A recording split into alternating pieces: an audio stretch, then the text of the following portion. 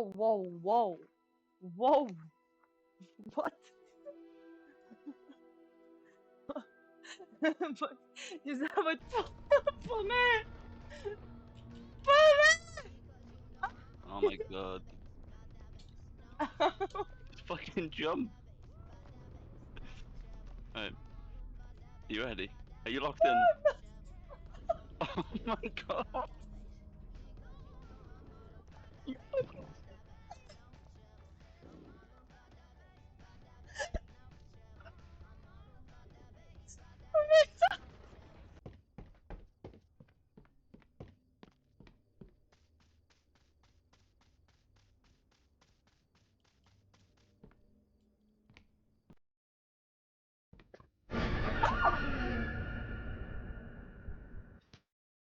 What you trying to do?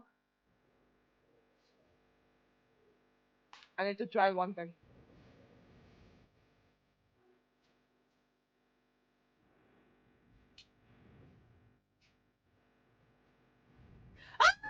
No! Ah! No!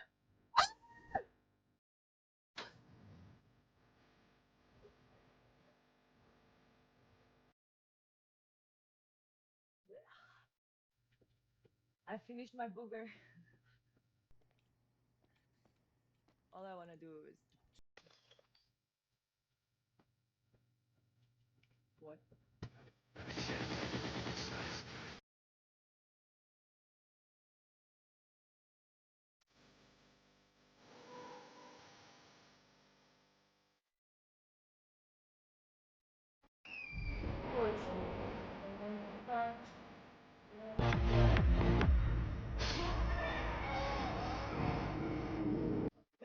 Let's go to the second one. But first of all,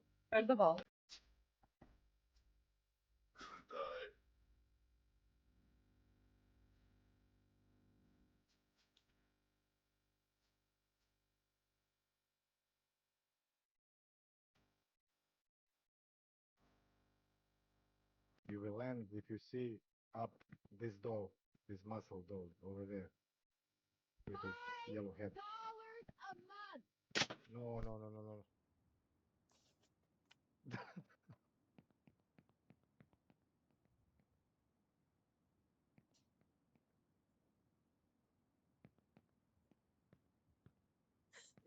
It's fine. You're you're near. You're near.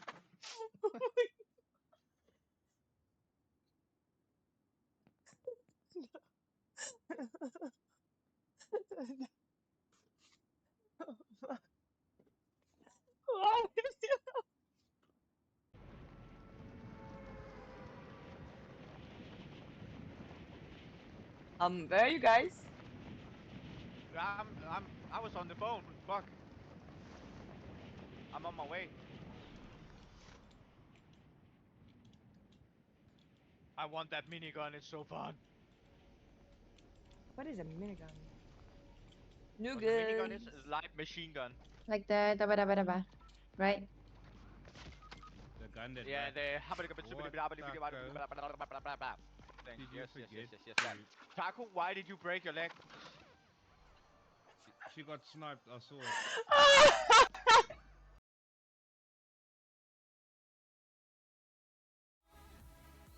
Hello. Hello. Hello. Okay, how we doing? Welcome in, guys. Can I do a sound check on Taco, please? Can you say something super interesting, cool? I love on this face. That'll do. That's a good start. Is it good? A little bit echoey. That's fine. Try again. Oh, I can't hear you now. That's no use. Try again. I love on this face more. That should be it. That's it. Perfect. I thought so. I got there in the end. Okay. Wonderful. Right, now we can start properly. Welcome in. Welcome, guys, to Kit Conversations episode 57. Guys, we're here with the absolutely wonderful TacoSenseii. I'm so excited to chat to you. How are you doing today? I'm more excited. How are you feeling? How has your day been? Tell us. Day's been good. I was at Good. school. I started the stream 3 hours earlier. I've been YOLOing. Thank you so much for everyone bearing with me. I got a message like way too early, being like, we start in 1 hour 20 minutes, yeah, and I was like, no, it's like 3.5 hours. She made me poop my pants, guys. I was like, wait, no, have I got it wrong? So thank you for keeping her company. Thank you so much, really. You are cute. Like, just one more. And then that one. And I think we are all set and we can relax. All the jobs are done. And now we can relax. I'm gonna relax really soon. Yeah, you will. You definitely will. I promise. It's just like, we just have a good yap. It's wonderful. Okay. But we always like to start off with a little bit about, actually, before I start, I always like to say to both communities and everyone in the chat that obviously I'm not as responsive to my chat when I'm doing these podcasts as I normally am, because I'm very much focused on the conversation and focused on Taco. But my mods are here and they will take fantastic care of you. If you do have questions, guys, feel free to ask them. Just don't get upset if we don't answer them straight away, because again, we very much, it's called conversations for a reason. We let the conversation flow, and it could be that we're just in the middle of talking about something else and your question is a good question, but it's maybe something for a little bit later. So I keep an eye on those questions and I ask any when they fit in, and we also do a Q&A at the end where you can ask any kind of quick fire questions, as many as you like, right at the end. So stick with us and stay involved, and keep that chat hyping, and yeah, enjoy the conversation. Should I? So yeah, let's start with gaming. And is gaming something that's always been a part of your life? Have you always been a gamer? Oh, yes. Yeah. When I was a little kid, before anyone else, we had a PC because my dad was a PC teacher. Like, he was teaching how to use PC. Okay. So I started playing games very early, and it was a passion of mine. Especially making games was a passion of mine. And like, I'm in the industry. I was in the industry, but I was playing games. Here we go. Has it done it again? My alerts. I forgot to fix this. Damn it. There's always something.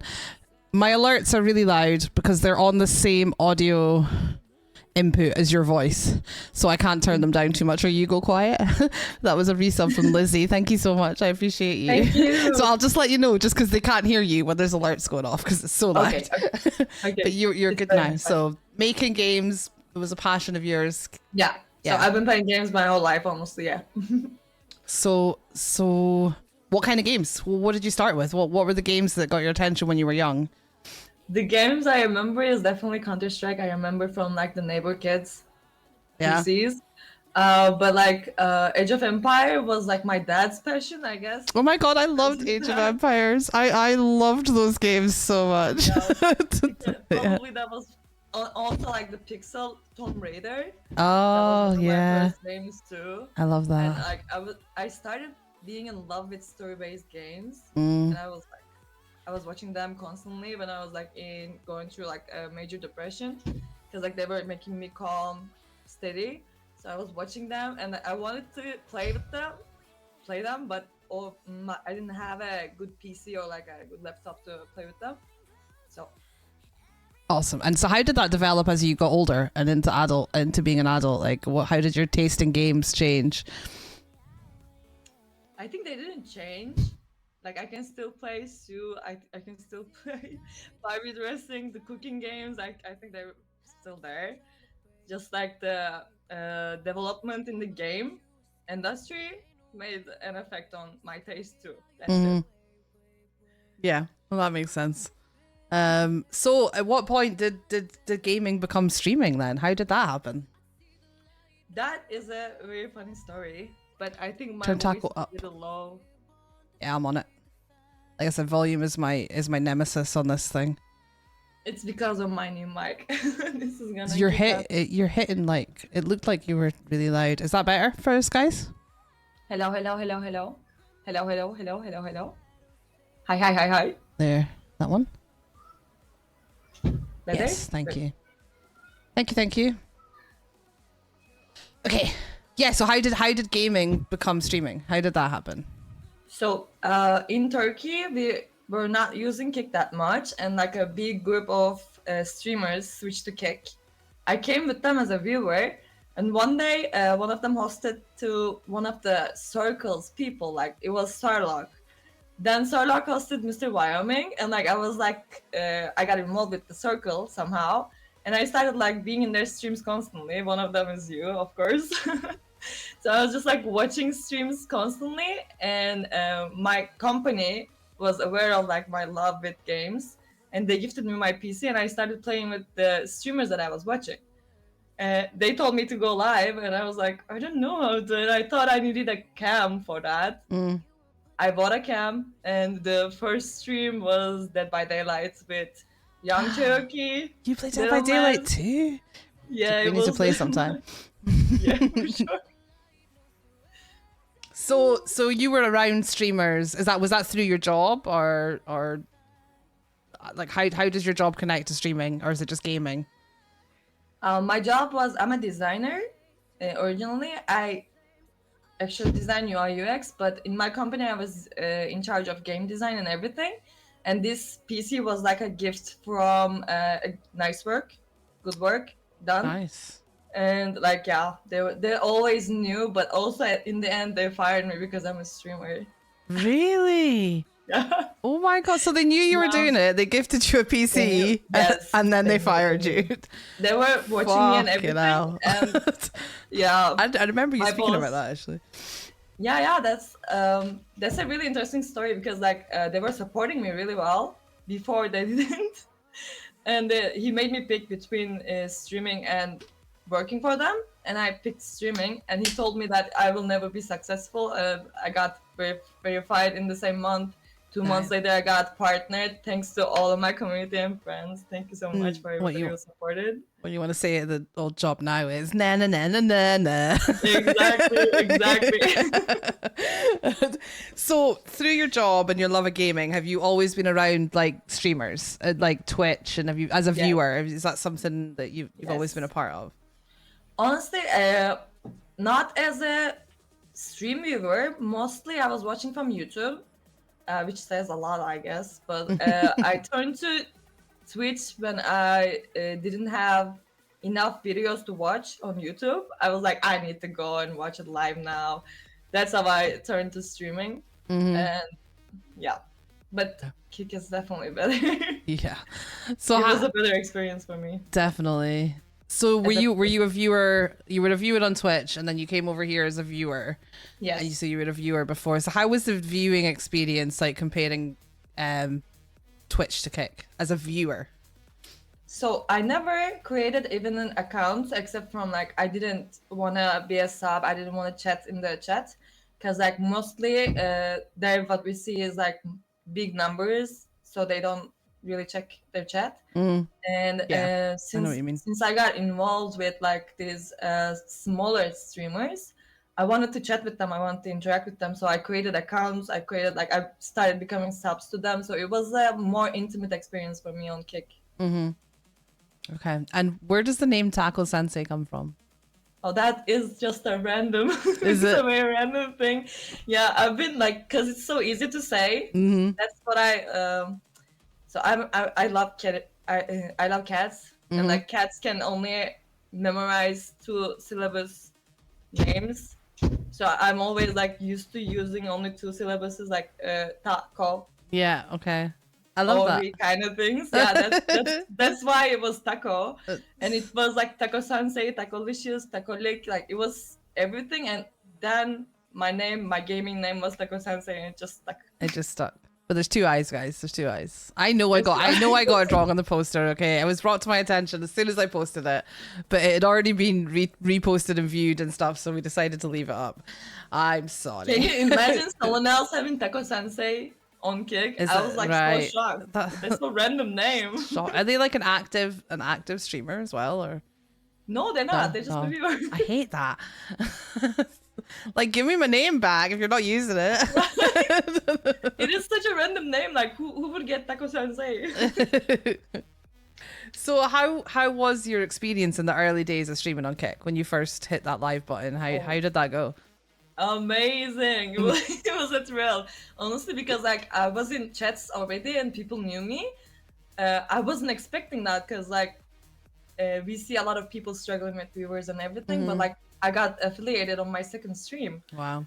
Everybody was there, like everybody was there from day one, and I'm really appreciative about it. Like they never let me feel unconscious about myself, self-conscious, something Self-conscious, like yeah. You're doing great. that. Yeah, English is my second language, guys. Yeah. It's my first language, but sometimes Taco forgets that. And sends me messages in Turkish and then wonders why I can't understand her. English is my second language too. What? Yeah. How dare you don't speak? I know. I had to use Google Translate because I was like, huh? And then she just spoke in Turkish more, so I had to use Google Translate. It took me a second to understand that was the problem. I thought the problem was me not having a logo. Yeah, because she thought I was confused because she said she didn't have a logo, and I was like, no, you're not speaking English. I love you so much. So much that's gonna make me laugh every time. So your experience with the community and your own stream and things was really, really positive when you started on Kick. Really. What were your first impressions of Kick as a whole, as a platform, like overall? What were your kind of initial? Also, how long ago was it you started? How long have you been streaming on Kick? I've been streaming around 10 months, I guess. Okay. And Feels like not longer, but I think it's last just because I've known you longer. It feels like yeah, because I was around. Yeah. That's why it's 10 months, but I think not this March, last March. A March before that, my favorite streamers, Turkish streamers, switched to Kick. Okay. That's when I was. That's when Yeah. you were active. That makes sense. That makes more sense. Yeah. Yeah. So, what were your first impressions of Kick as a platform? The whole thing. Honestly, the reason why I didn't watch live streams that much was I'm really annoyed by Twitch's interface because it's like so chaotic. Everything's going at the same time, you know. I cannot focus anything, and Kick was really clean for me. So like I could understand everything really easily. I could interact with everything easily. It was really easy to find everything, so I liked it more. Yeah. That's like I didn't know there was a platform like Kick before that Turkish streamers switched to Kick, to be honest. Yeah. And when you first came over, when your Turkish streamers that you followed came over here, so that would be over 2 years ago. You said. Not this March, March before that. It's So yeah, a year and a half. I guess. Okay, so were you aware of some of the like because back then, a year and a half, 2 years ago, there was a lot of negativity about there is still some, but it was a lot worse. And back then, like negative opinions about the platform and negative things being said on media and things. Were you aware of all that when you came over here as a viewer? So I think it's because I'm in Turkey, and that big group of Turkish streamers switched here. It's like, you know, the big brothers sit on the table, and everybody is like, okay, you know, that platform is okay. I switched at that time, so I guess I didn't hear a lot of good things, but I heard some rumors, but Nothing that affected your thoughts about the platform or anything. it's actually honestly like the platform affects a lot, but it's the people that you watch. So I was gonna come anyways, like. Absolutely, 100%, 100% that. So since you started like being a part of Kick and streaming here and things, what is there things that you think have improved with the platform? Do you think there's things that changes yes. they've done? What? Yes. What? I think that there was I think the first thing that we should be very appreciative about the numbers changing about verification and affiliation. That was a really big improvement.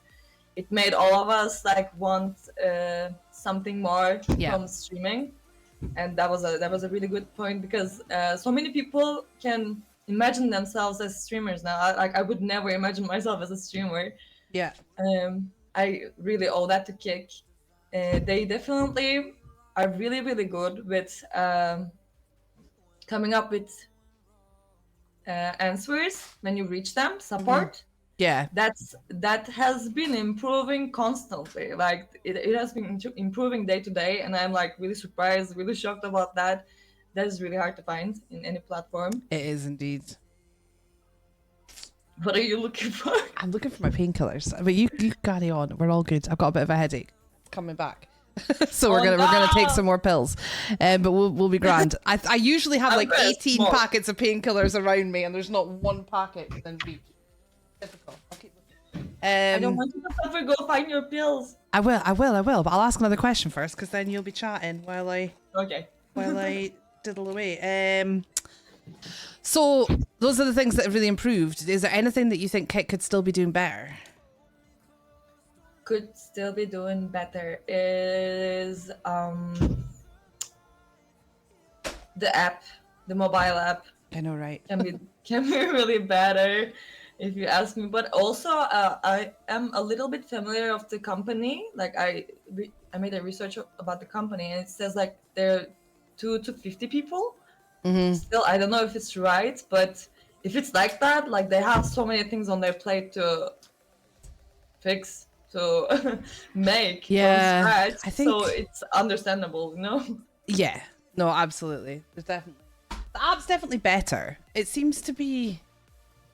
I hear a lot of different stories about the app. I still hear people complaining, but when I use it, I never have any problems anymore. Like it seems to be fine for me now. Oh, I don't have problems. But a lot of people do. Recently, I'm having that problem when you don't finish the sentence when you send it. Like I'm trying to type "Hello, how are you?" and it just sends "Hello, how are you?" Okay. I thought that was just my fat thumbs, but yeah. Is there anything else that you think they could be improving, or any like features that you would like to see come to the platform that it doesn't have yet? So as I said, I'm not a big streamer watcher girl, so I'm not very familiar with what is going on Twitch too. So when I see something new going on Kick, I'm really excited about it because I've never seen it before. Yeah. What I'm hearing is the colors. People are complaining about the names of the colors can be various. The colors? Yeah, the colors of the names, because like you have to pick from like 10 different colors, you know? People want their colors back. I feel you, Dennis. I know you want your white back. Oh, that's a new one on me. That is a new one to me. Honestly, I think founders badges. I heard some people are complaining about founders badges. Like, I want to get them back from some people. The what? Sorry. Founders badges. Oh, the founders badges. Yeah, it's because like they never come around. And I think like I really have a lot of positive ideas about Kick. I do not have a lot of negative ideas about Kick. That's good though. That's good to hear. So if you had to like if you were in charge of like making an advert to anyone who wants to stream or anyone who's streaming on any other platform, like why would you tell them to pick Kick?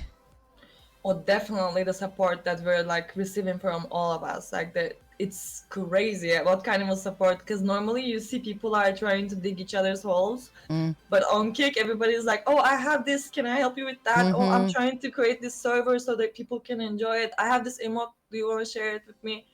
Like, it's such a good support. Yeah, the streamers, the communities and the streamers like work together instead of against each other. They're not most of them.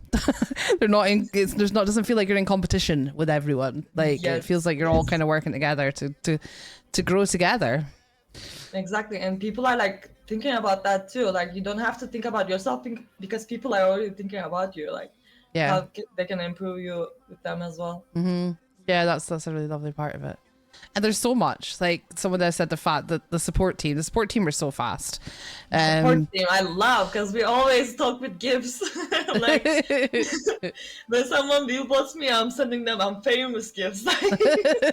I know I love speaking to but the fact that like I think sometimes, and not you or I, but I definitely think that some people on the platform are almost a little bit spoiled now, because I see people like bitching and moaning because someone didn't, because Kick support didn't get back to them for 3 hours, and I'm like, are you having a laugh? If you're on Twitch, that would be 3 weeks. and you'd probably not get an answer never. to your question. Like, I've never had to wait either, but I'm like, even Yeah. if you did have to wait like a couple of hours compared to every other platform that exists where you can do this, you still got an actual response within a few hours from an actual And person. Like, From a real that person, yeah, that's that really doesn't happen important. anywhere else. Like, I think sometimes some people lose sight of how incredible the support really is here. Yeah, it is. And you know, I agree. and I mean, how quickly they deal with things like view bars as well. It's incredible. I never waited more than 10 minutes. No, to me be neither. honest, like. And sometimes you just get that standard response. Are But then- you pissing off some Kick team members, guys? I don't know. Maybe these people. I've seen a couple of people complaining on Twitter this week about it. Maybe they've rubbed them up the wrong way. You never know the full story. But I'm just like, let's just keep it in perspective, guys. It's incredible that we can actually, and you can reach out to them about anything, like anything. At all, and they will respond to you. It might be I'll pass this on to the right person, or this is not something I can help you with, but they will respond, and it's a person, and it tells you who it is, and it's a real person. Like, that just doesn't happen anywhere else, guys. You know these little bubbles. Yeah. Like when you try to reach the support, you have to like specify the topic. Yes. You don't have that on Kick. I love that because like I'm getting viewboarded. Which one is it? You just send them a message. Yeah. And the email as well. Like I say, like Cassia has had to email them, and we got really, really badly botted. We'll talk more about botting and stuff later, but we got really heavily chat botted, follow botted, and view botted all at the same time, like for hours one night. And I was messaging them, and all the mods were also. I think, were we doing a podcast? There was a reason I couldn't put a message in, so she emailed, and that's one of my mods emailing on my behalf, and she got a direct response too.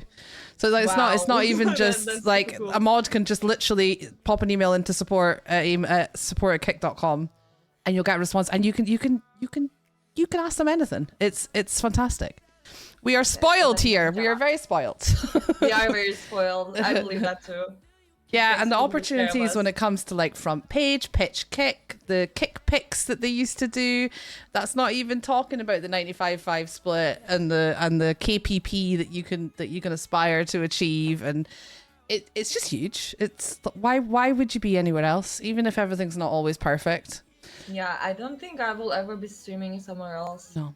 Apart, obviously I do my multi-streaming, but I was just chatting with Cheesy about multi-streaming and things this morning, and multi-streaming for me is very much a funnel to bring people into my Kick world, because this is my home. Obviously YouTube, I'm partnered over there, so there's other reasons that I go live there, because I can in time make a little bit of income from that, and TikTok, we have a view to monetize that as well. But the ultimate reason of live streaming there on those other places is it's much smaller than that. Have you got smaller fingers? It's tiny, like 3 pence for a live stream, but it's 3 pence more than I had before, guys. Yes, exactly. But yeah, the way to look at things. I can't imagine anywhere else ever being my home as a streamer. You have a very lovely community. My community is like, I'm always grateful for my community, but I was a part of Panda's community before I started streaming. So Yeah. I know how welcoming, like everybody is welcome there forever. I know, like I love your Yeah. community. I love that. the They core. are incredible. I'm very, very blessed. But community has always been something I'm really, really passionate about, as much as I do this as a full-time job. And obviously my goals are to make this something that will eventually pay me a reliable salary. My other goals, which are much bigger in my heart, are to grow that community and to give back to people, and it's been like that since day one. And I feel like if that's how you set out, then you kind of get back what you put out in this world. And my community are evidence of that, because they're incredible. I'm so blessed. I'm so appreciative. I'm so proud. They're an amazing bunch. I'm very blessed. And you're part of that. I'm part of that. So You're part of that. everything- Yes, Oh, you thank you. Yes, we're awesome. are. You are. You're all amazing. So if you had to describe your content in 3 words, Oh. what would they be? English words, preferably. I'm a throw chaos. Like, Chaos. Chaos has got to be in there. Yeah. I feel like chaos is what we connect on, Taco. Yeah, We have a chaos definitely, yeah. connection. There's always a chaos going on. Mhm. We don't know what's going on. Like most of the times, especially my mods are gonna complain about me changing games every 15 minutes probably. It's my ADHD, guys. I would say screaming because I scream a lot. I got complaints from my neighbors. I love that. I somehow love watching. I somehow love playing horror games. We need to get you in the horror club. Too easily. I got scared We need to get her in the horror club, guys. And I think renovation probably because like I try to come up with new games, new ideas, new things constantly. Not like a new game that's coming up. No, like it's like already existing somewhere in the deep dark web, and I'm like I want to see the impact on it. Yeah, How I love people that. see that game. Yeah, that's what I'm trying to do. that's really cool. I love that. Unpredictable, Reaper said. True. That's true. Right. Okay, so what about the 10 months you've been going now? It's not that long, but it's long enough in the content creator world. Do you feel like your content now is the same as it was when you first started? Oh hell no. So what's changed about it? Oh, I need to say that like a lot of people when I first started, like I said, I thought I needed to have a camera to start streaming, and they told me I didn't. And my first stream, only one stream is without camera, and that was because I was gonna get the camera tomorrow. Mm. But I was so excited to go live. They were like, "Go live, go live," and I was like, "I don't have a camera. I don't know." Just do it. So like I started without a camera. I didn't know what to get, what to download. I didn't even know anything about OBS.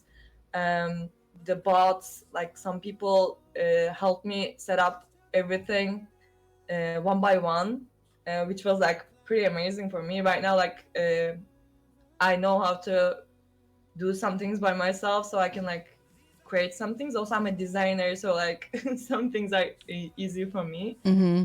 I try to improve, but most of the times when I have time, I'm going live. So I don't have much of energy to put on the design stuff or like the creative stuff on streams. Mm. But with, I think, interacting with the chat, playing games with not being distracted by it, like by the conversations going on, and playing games generally, I think I improved that as well. Because I don't think I was a really good player. Yeah. I'm still not good at games. I suck at games. It's fine. We just make content out of it. I try and avoid games that expose me too much. You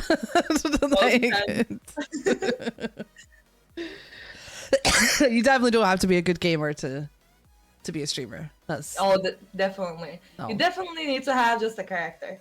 Yes, absolutely. It's all about personality. Buddha says you're very good at Fortnite. She's lying. She is very good at Fortnite, though. She is very good at Fortnite. I'm like a lucky charm. I'm sitting here and looking pretty. That's my job. Why do you think my name is Average Shots? I mean, reasons? Wait. There might be some reasons. Reasons?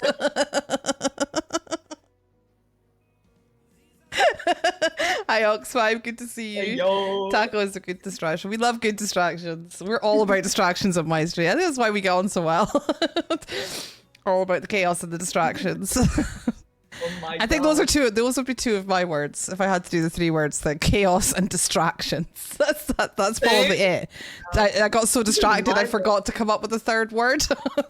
Do you remember the first stream? I remember the first stream I was on Panda's channel. It was The Last of Us. Was it? Oh Yeah. yes, because you played that when you. I remember you playing it. Oh, Reaper! I found you from. Thank you so much. Boom! You can't see that. I was getting excited. I do. I've got this new chat overlay. You guys can't see it right now, but when it's Nutty's chat overlay, guys. I highly recommend it, by the way, for multi streaming chat when you want to come up on your screen. But it comes up with these beautiful big shiny green boxes when people sub. I love it. Thank you so much. I appreciate you. You're too kind. You are too kind. I found Panda through categories. I was looking at people who plays The Last of Us, and she had like 40 viewers then. Wow. And I was like, oh, someone with 40 viewers watching. I need to watch this. And you must have, you probably entered to chaos, right? Yes. Yes. That's all we do. Every milestone I had, I was coming and telling Panda, I was like, I'm 800 years old. Yeah, I remember.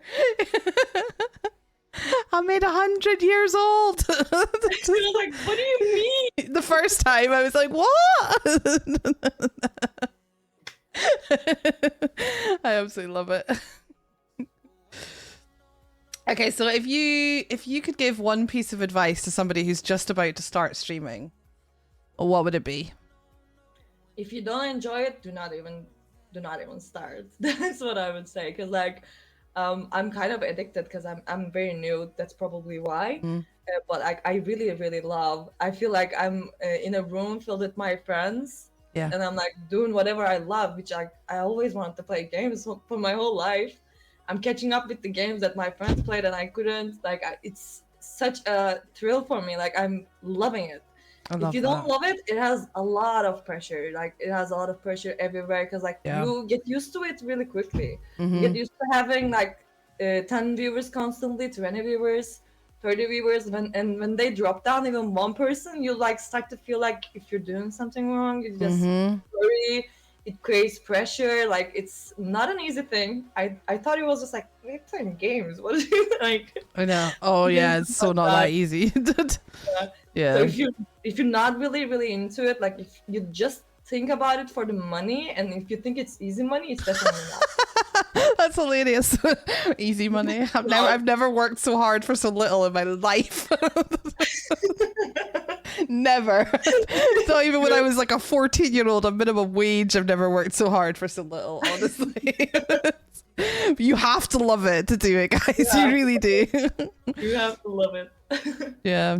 And it's remembering that it's not an overnight thing. Like, it's definitely not. And if you do want, like, if you know part of your reasons for doing it is to make a career out of it, and one day, you must remember that bit, one day make decent money out of it, you have to not, you can't just stream either. Yeah. Because if you just stream, then the chances of you ever making decent money off it are there. I mean, it's possible, but the chances are a lot lower if you're only streaming. You need to get your feet into YouTube videos, TikTok videos.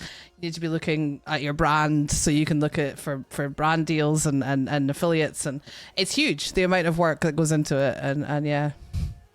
And it's quite obvious when people are doing it for only money and they like really struggle. They struggle a lot with viewers because like you have to be sincere. Like, you have to really, really love it. If you don't do it, people understand, and like people start not coming. Yeah, absolutely. That's the thing. Like, yeah, you have to love it. That. Yeah, we have so many people complaining about that as well. It's because we can tell, guys. We can tell. Like, if we go to a stream and that streamer doesn't really want to be there, we can tell. Yeah. That's the thing, isn't it? It's such good advice. Whatever way you're doing it, whether you're doing it for fun or you're doing it because you want to do it full time, whatever your reasons are, that's incredibly good advice. Is that you have to enjoy it and yeah, and to keep a hold of that, because even if you do love it, if you do want to make it grow into a career, there's going to be times when it is really hard. No matter how much you love it, there's going to be times when things do drop and it does affect you, and if you don't love it and you don't get the joy from the fundamental part of live streaming, then you're in trouble. Can I add one more thing? I would advise that taking other people's like advices, but not acting according to them. 'Cause, like, this is your journey; it's all different, and like some people are gonna put some anxiety on you, put their own problems on you, which you don't have to deal with them. Yeah. You just have to like be careful about that stuff. Like, take their advice, but apply it to yourself with 100%. your own experience. That's really important. Yeah, it's so important because it's such an individual journey. I hate the word journey, but it's just the only one that applies in this job. It is Like, a there journey. is a journey. It's just like one of those corny things that people say. Like I'm here for the journey, but it is, and it's your journey, and you can't. LFG. Well, what works for Taco might not work for me, and what works for me might not work for Taco, and I try and be conscious of that when I am giving advice. As well, like when people are asking me for advice, I try to be really conscious of how I give that advice, because I'm like, I don't want it to be like, well, this is what I did and it's all been sunshine and roses, because it fucking hasn't. Yes, indeed. And but I try and like point people in the right direction and be like, this is kind of what I would do because this, but you go and make your own choice. Because the other thing I found is that I had to make mistakes. I had to make the wrong choices, and I had to do that myself, because I did things where when I eventually got to the learning point where I was like, oh, okay, yeah, like say your numbers. We spoke about your numbers dropping and going up and down, and Yes. you will inevitably at some point of streaming get your head in a mess over numbers. It will happen. It happens to us all. It's how you then deal with it. For a long time, I really let it get in my head, and I let it really worry me and affect my mental health and things. And then one day I just decided to completely turn off that viewer count, completely switch it off and stop giving a shit, and focus on my community, focus on the content, and make some other difficult decisions in what I was doing with my content and stuff, and really focus up. And that's the moment for me that everything kind of changed. And that's when things started to grow. Yeah, that's when things really started to grow and started to like have this upward trajectory. But so many people. I see your numbers and everything, like your content, everything. And I was here for it. Like I was watching it, and it's like skyrocketed when I came. Like I said, that you were like going around like 40. You wanted to be verified. You weren't. And like you skyrocketed suddenly, and I think we really, really deserve it. Yeah. Oh, that's very kind. Thank you. No, that's true. And you're very, very kind. That's very sweet.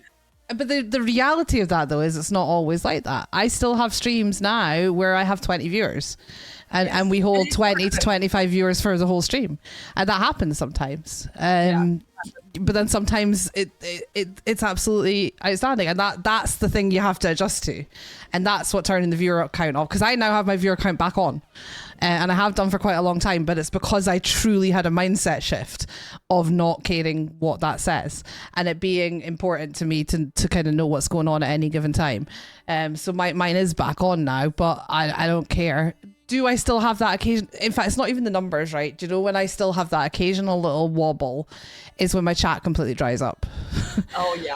Oh because my God, you get so used to having an active chat, and I streamed for a very long time with little to no chatters. Like sometimes I would have like one friend keeping me company in the early days.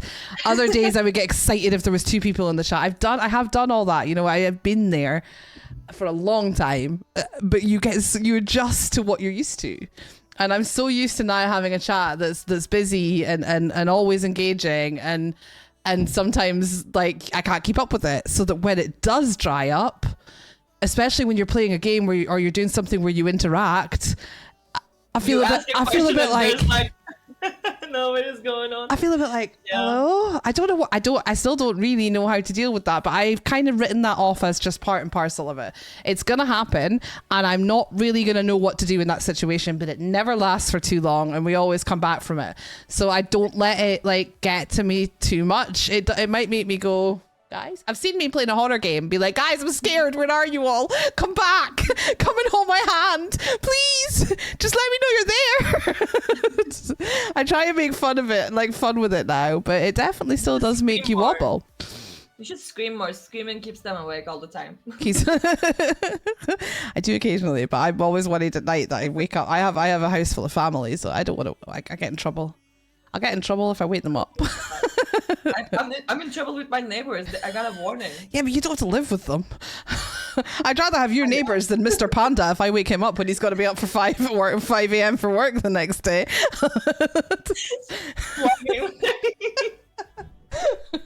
Simple solutions here. Welcome, Unplug. welcome in everyone. By the way, thank you so much for being here. I see you all. I see you all. I see all those familiar names. We love you very much. Thanks for coming in. Where do we get to? Yappy. Yeah, talking about advice and things. Is there something that you learned or something about streaming that you didn't know before you started that surprised you? Oh, it's a little Hollywood. So many dramas, so many people having beef. Like, The drama. I know, right? I didn't know that. I did not know that. That's like, oh my god. I'm thinking if like this is a really small amount of people that we're affecting. We're not influencers. We're not famous. We're nothing like compared to those people. If we're having this, imagine what they're having there. I know, right? Yeah, the drama is something, right? It is a lot of things. It's many things, all the things. There's so many people that we see on the stream and they look really sincere, very loving and everything, but like when you talk to them on person, they're not. Yeah. They're really not. That was a big shocker. It's like meeting your hero, you know, like you meet some people and they're like, It can be so high school sometimes. It's crazy. Mhm. I like to watch it from afar. That's what I always say. I like to read it all on Twitter, but I don't get involved. I'm just super nosy. I'm super nosy, but I don't want to get involved in it. Yeah, I love drama that's not involving me. Exactly. I'm not watching it. That's it, exactly what she said. Drama is best served with binoculars. Yes, Kes. That's it. Watching from afar. It is wild though, and it amazes me how much. Like, how do these streamers have time? That's what I want to know. I think it's so weird that like it sparkles from like a really small thing, and it like I think people crave it a little. I'm not talking about like real type of not working out connections. I'm talking about like trying to create a beef on Twitter kind of things, you know, like continuing the drama, streaming about it, like Yeah. like content. Yeah, that's the thing as well, though, isn't it? It's like non-tent, as they call it. Like, it's the drama content, rage baiting, beef content. It's a thing now, and people. I suppose I was about to say people actually want to watch that, but I've just admitted to being really nosy. I don't watch the streams, but I do read the tweets. I do read the tweets, and I do. Yeah, I probably would watch the streams if it was like a tweet feed that I got really into, and I'm like, ooh, what's gonna happen next? I probably would like watch a clip, or I mean, it works. But me, fuck I couldn't that. be able to handle it. Like, if I was involved with it, I couldn't be able to. Like, I would think like there's something really seriously wrong with me. I would like find all the problems by myself, and they're receiving so many hates. I don't know how they're like handling that. Yeah. Have you been involved in any drama? Oh my god. Is there any person got involved with Kick and didn't get involved with any drama? I don't think so. Well, like, you directly been involved? I don't know if I have though. I haven't really. Huh? I have. I feel like sometimes there's shit said about me, but never like it's never like brought to my plate. Like, I have one stream that I get drunk with Buddha. uh-huh. Buddha doesn't drink. I drink all the shots, so I was like, I was dropping names on the stream. I was like, oh, gone. I love that. Who's got clips? So do you want to tell us the story, or do you want to tell spill some tea? Hell no. I was Taco. No. Oh god. I was like, I'm gonna say it. I'm gonna say it. Oh, you're gonna have to message me because I need to know now. I can talk a little bit about like, Okay. cause like involves some things. Like I'm gonna talk about some things. Some like it's not even didn't turn into drama, but some like we have a circle that's going on. Reaper, Buddha, Nurture. Like we have like coffee. A lot of people I cannot count right now, but like you guys know each other. Like you guys know everybody knows themselves. And like when people see it, there's real support going on between us. Like we really enjoy ourselves. Like we really enjoy the company. We really enjoy talking about or problems, daily life, what's going on, how to improve ourselves. We're trying to help each other. When people see that, they try to be involved. And some fake people try to be involved in really weird ways. Like, and we understand that, you know, like I was like, that's what I was. Yeah, that we're real friends. Yeah. That's Yeah, I get that. we're really friends. Like Buddha came to see me. Like we spent 10 days together. Like this is not a fake friendship that like we're just hosting each other and like oh my god, love, you know, Yeah. like, we love each other. So when people try to sneak into our like connections because of the benefits, we understand that. Like it's not because we don't want to be friends with you guys. It's just like we understand the intentions.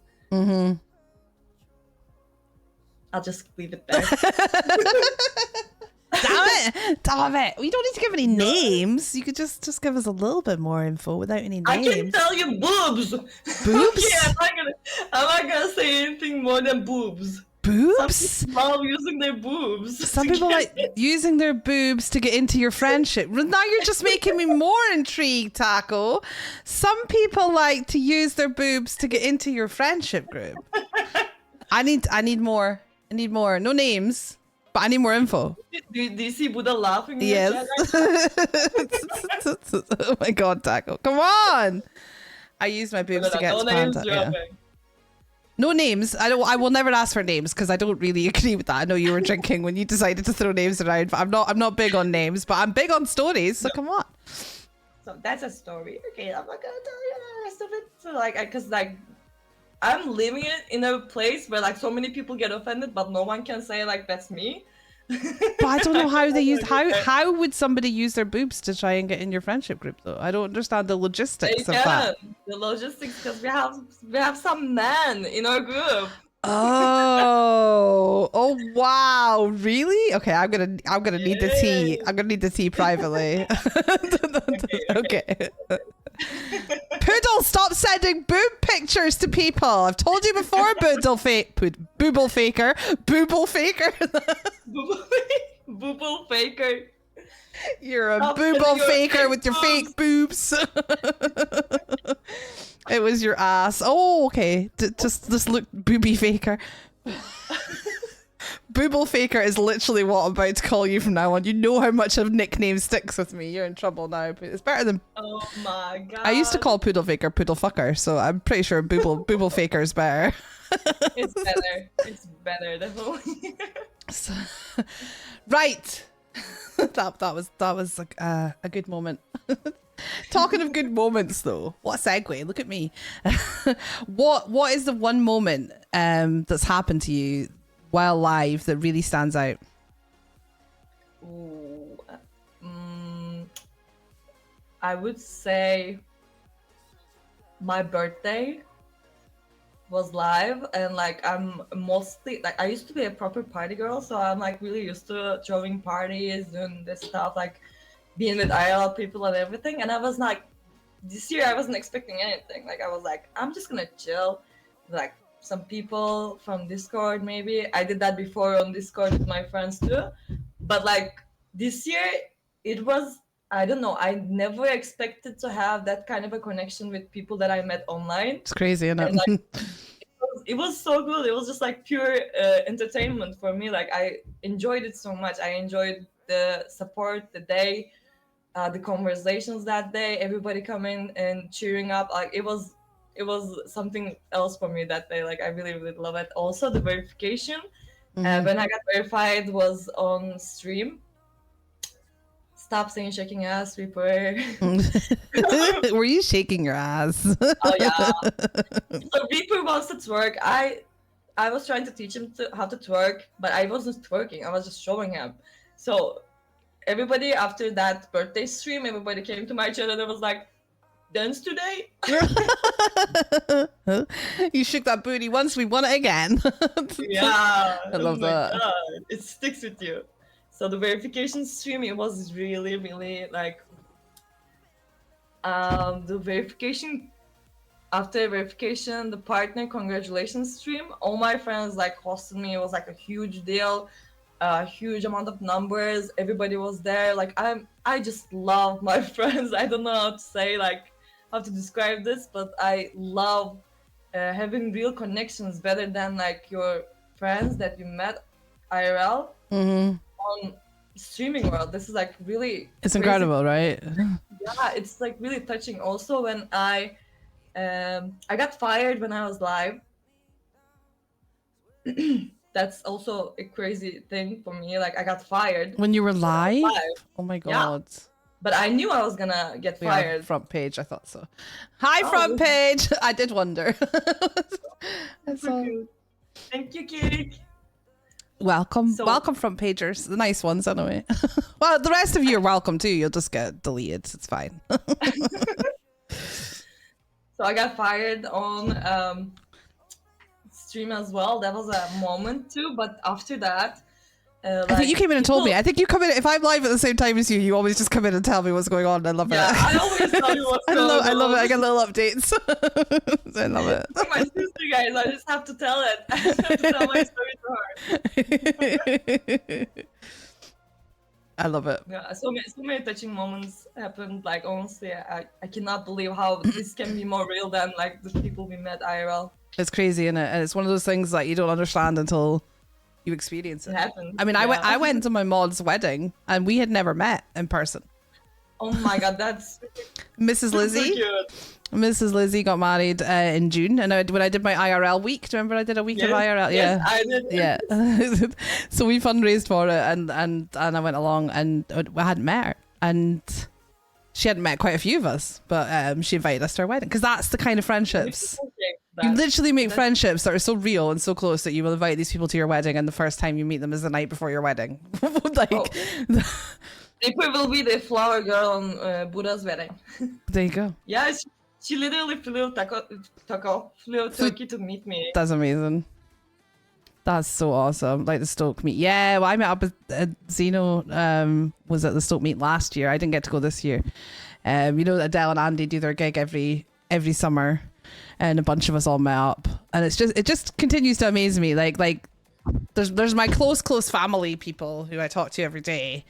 Like you spoke about, like your real friends that literally they're the first people. Like I've had I'm not going to go into too much detail, but I've had a rough week with my mental health and stuff, and they are the first people that I've spoken to about that this week. Out of like my whole world, they're the first people I've spoken to about that. Like that's how kind of close we are. But then you have like the extended community on top of that as well. Like you have even more people who you love and adore, and other streamers that I've become close with, and we all met up, and everybody I've met from Kick is like exactly who they are on the screen, in the chat. They're the same people, and the connections are just really special. I think the catchy part of this is like when you don't talk to your friends, IRL friends, for days, it's fine, no? Like they're like like doing their stuff and things, but like if you don't go to Kick Discord and you don't talk to your friends online, they're like, what's going on? Are you dead? Yeah, Exactly. exactly. So it Yeah. kinda creates a I feel like if I better- went missing, apart from my family that I live with, like I feel like if I went missing, that there's so many more people online that would notice before anyone IRL, apart from the people in the same house as me. Exactly. Yeah, it's crazy. That's what I love so much about Kick. Everyone is so unapologetically themselves. That's Not everyone. Mostly. definitely not everyone, but all the ones that we like to hang out with are. No boobs here. Well, I mean, we do like boobs, but You like boobs. we do like boobs. Boobs are good, guys. Sorry, that's all you found out. Sorry, not sorry. What for? For the boobs? The Ginger is saying, What did he say? I am a I don't know what so he's many sorry for. familiar faces. Someone said boobs. I have a button. Where's my boobs button? You can't hear it. Aw. I have a sound bite. Boobs, all the boobs is how it goes, just so you know. Do you need hugs? Panda gives good head. That's your favorite. That's my favorite. I haven't heard that blurb in a while, but yeah. Yeah, I get caught on blurps so often. It's not even funny, my blurb. People can't even find the blurps they want to use anymore because there's so fucking many of them. Yes, there's so many. I just can't do it. Hi, Wildcat, welcome in. Moobs too. We like moobs too. Moobs are also good. So if those were your best moments on Kick, what have been some of the harder moments while live? So I openly talk about mental health a lot because I wanna like we're here to entertain people. That's what we do. We're here to entertain you guys. That's what we do. But also, not everything is what it seems. Like we have to be in our most energetic ourselves. Like while streaming, we have to put a lot of effort sometimes to not to reflect the things that we're going through in our lives, which can affect so many people to think that we don't have this kind of problems, which why I'm trying to talk really openly about it. Like my stream schedule is not set, never set, because I mostly go through the emotions that I'm going through. So sometimes we're having like incredibly extreme hyper streams. Sometimes like when I have anxiety, we're having the chill streams, which we've been doing it for a week now. But I'm trying to be really open about it, and I'm dealing with anxiety a lot. So there are some moments in streams where you can easily see like I'm going through like a panic attack. Like these kind of things happen, and I try to like win that fight, and I mostly stay live, but I just like switch the games. But these moments are like hard, really hard. Yeah, I totally get that, and I do think it's really important to be open about mental health and things as well, and also think it's important to talk about the doubt, because you said that sometimes it's really hard work to not reflect what you're going through outside of streams, and it's such a good way to word it. That's the right way to kind of explain it. I talk about masking, but it's not even so much masking sometimes, because I'm still 100% me, but there are some days that are a lot harder than others. Yes. Like I said, I've really been struggling. I suffer from anxiety and depression, and I've been on new meds for my depression for a while, and I've realized this week that they're not working. Oh my god! And I've hit quite a bad episode of depression again this week, and I wasn't quite sure how to deal with it. I just so what I did. So yeah, at first I thought I was just struggling because things are hard in the summer as a content creator. Things get quieter, things get more difficult, and I thought I was just that. And then I did my last Kick conversations, which was incredible, guys. We had Shakti G on, and it was such a hype day. It was amazing. And I ended that stream, real talk for a second. I ended that stream, and normally I would be like flying high off the back of that stream. And I ended it, and I instantly was hit again with that feeling of dread and sadness. And just, that was the moment I was like, right, this is not just you being stressed about summer being difficult. This is depression again. It is kicking in again. And I spoke to my friends about it, and I made the decision. My family were going away for the night Wednesday morning. They were going away overnight, and I made the decision that rather than sitting and doing nothing, I was going to stream on Wednesday. But I was like, I don't know what the fuck I'm going to do. Like, I'm just going to stream all day. And I did. I put the stream on, and I sat and chatted with everyone while I did some of my work, like scheduling my YouTube videos. And then we sat and set up the IRL stuff. So I've got like a server now, so I can just change scenes and go over to my camera on my phone and then go off and do IRL stuff without ending the stream. We set all of that up. We went out and got McDonald's together, came back. It was great. I streamed for 12 hours. And when I was streaming, wow. I was great. I was here. And then yesterday I woke up and I couldn't do it.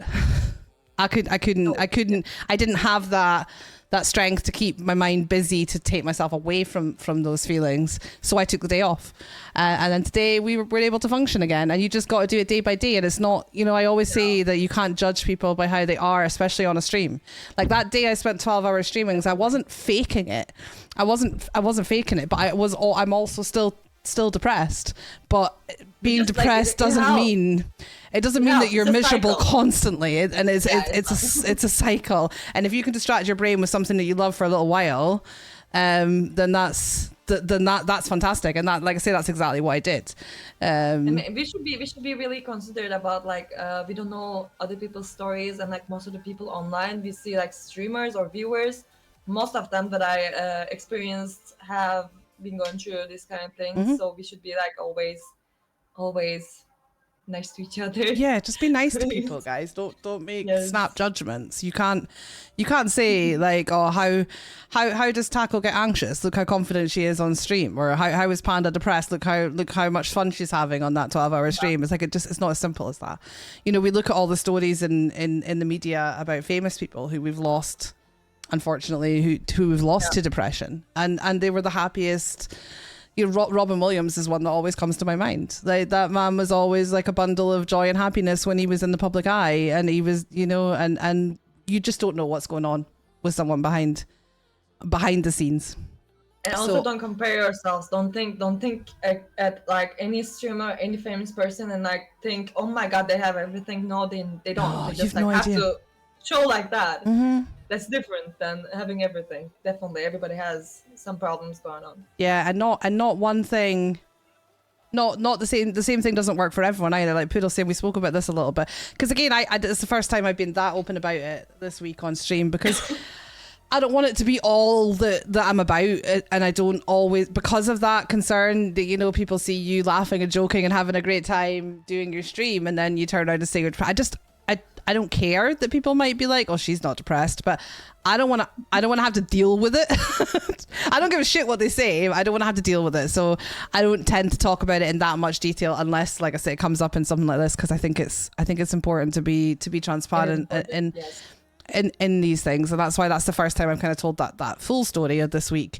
But yeah, it's about doing what's right for you too, because for some people, when they're dealing with mental health, taking time off completely is what they need, like time off to reset. And I knew, in fact, this week's a great example, because on Wednesday I knew the best thing for me was to stream all day, and then Thursday happened and I knew the best thing for me was to not stream at all the whole Not even day, look at it. not even think about streaming. And that's days that are back to back, and that just goes to show how different it could be. I'm rabbiting a little bit. No, we're having a great time. There's one thing that I found through mental health is even the amount of support and love on here is insurmountable. It really is. Huge amount of support. But yeah, sometimes it's hard, even if it doesn't look like it. Like sometimes just being here and doing our thing is hard. Sometimes stopping it is hard.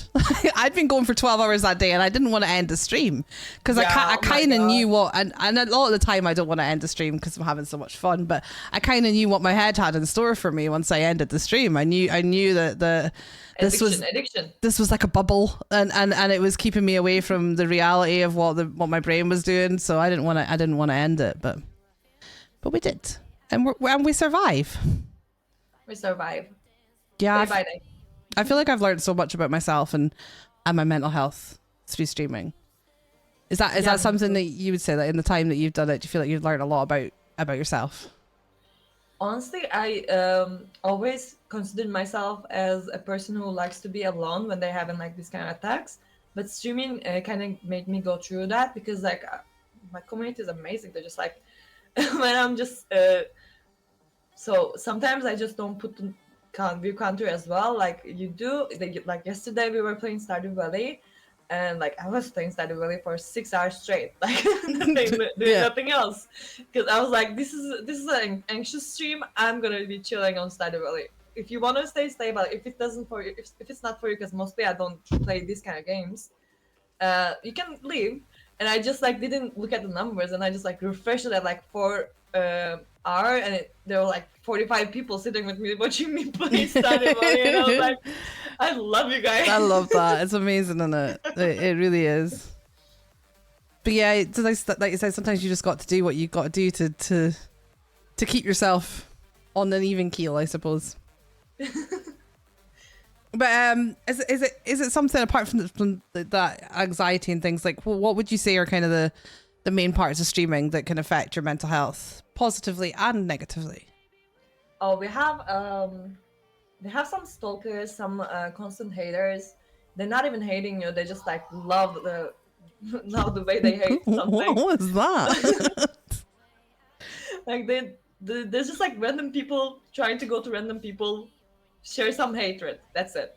Yeah. But like we're experiencing through a lot. Like I have somebody who's like constantly sending me messages that that person wants to see me dead Wow. in various like very creative ways. Bloody Best hell. That's Yeah, crazy that's why I though. was really worried about the forum. That's what I No, I there was sent a message nothing. to you. There was nothing. Because like like it's really hard to if you especially have like a not very strong mindset, which I don't honestly. Some people's words get through me really easily. Like when I gain a little bit weight and I see like someone calling me fat, normally I don't care about that, but like that specific day I'm like really vulnerable about that subject, and like it ruins my whole day. That kind of things like this, we gone through this a lot. Mm-hmm. Yeah. That's the kind of hate speeches and these kind of things. It's like, oh, it's very like hard, guys. It's hard to deal with sometimes because like we have So problems. what advice would you give to someone who is dealing with that? Like someone else. If someone else is going through that and they ask you for advice, what would you say? I think we're all like going into circles with each other because like we go, like I said, normally that kind of things don't affect you, but that day specifically it affects you. Like because we learn through the day that you shouldn't like consider some other random people's thoughts, because like we have some friends in the chat, we have some constant viewers, we have VIPs, these kind of people. When they say something, they don't mean in a bad way. We know that first of all. Or someone random saying something bad, we just like normally don't care about it. But when one of these days that you care about it, you go to your streamer friends, like for example Buddha, Mirtur, like I go to Reaper a lot. Like we talk about this stuff with each other constantly, and like end the stream and go to the Discord and like talk to them like this something happened today. Like it's all about the friendship. I think that keeps us going through, and I would definitely highly suggest to find some real people to fill your circle with. Yeah, absolutely. That's so important, having other streamers too, because they get it. Like there's parts of what we go through and what we do. I'm so sorry, I forgot to mention Robin, like constantly, daily. He's like my big brother. He's always on my ass. He will kill me for not mentioning him. Robin, underlining, Robin Hood. All the love for Robin. But yeah. What did I say? I just had a brain fart. That's my first brain fart of the day, guys. When I forget what I was saying, it goes first brain fart. Let's go. So do you think that streaming has had a positive effect on your mental health too? When I started streaming, I started taking pills from like not drugs, prescription pills. I started taking pills. She said she was a party girl.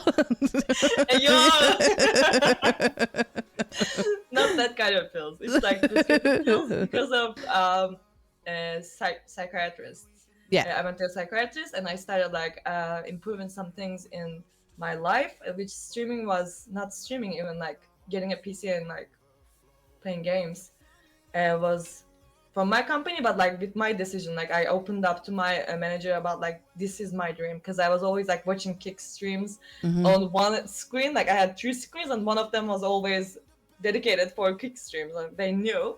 And they were like, if you really, really want to do this. And I was like, I really want to do this. So that's how it started. I don't know if it was the pills that affected my mental health with streaming, but it definitely helped me go through that phase for sure. Yeah, I love that. And it can. Sometimes it's like therapy, for me anyway. Sometimes it's like, it's just what my brain needs. Like, so many people I meet here, like they've been doing this for a very long time. And I was a viewer before everything, so I was like sending those kind of messages, reaching out to streamers, thanking them for like making me go through some kind of things.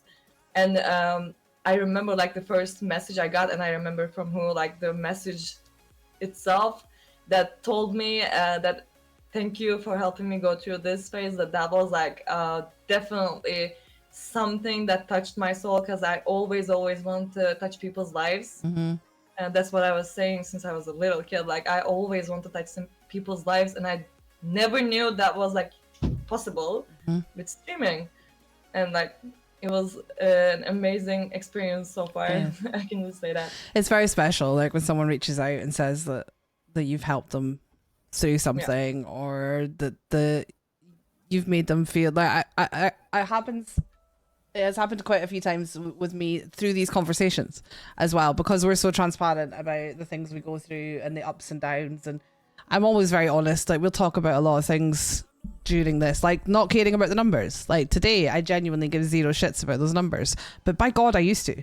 And like that little bit at the end, I think is so important, because I feel like a lot of streamers who've been doing it for a couple of years or longer are like, no, don't look at your numbers, don't care about them. That's it. They leave it there. Like, I feel like by saying I used to, and I did, and I learned the hard way, and it was really difficult, but now that I genuinely don't care, everything's changed. And I feel like by adding that bit on, it makes it more relatable, and it means that people who are in that moment in their streaming journey where they're struggling with something, if they can hear that people who are further down the line and they struggled with it too, but they came out the other end, like, I feel like that can make such a difference to people. And also, I think we all should go through that phase where like we care about the numbers or something like that. Like, it's a must. You should go through that phase to like just like I'm not doing that anymore. Yeah, because I truly believe now that you can't have an actual genuine change of mindset without kind of getting it wrong first. Yeah, without fucking up, exactly. Without doing it the wrong way first. Because all of mine have been like that. All of my mindset changes that have made a huge difference to who I am. They've all. She did. they've all come from a messy place. They've all come from such a messy place.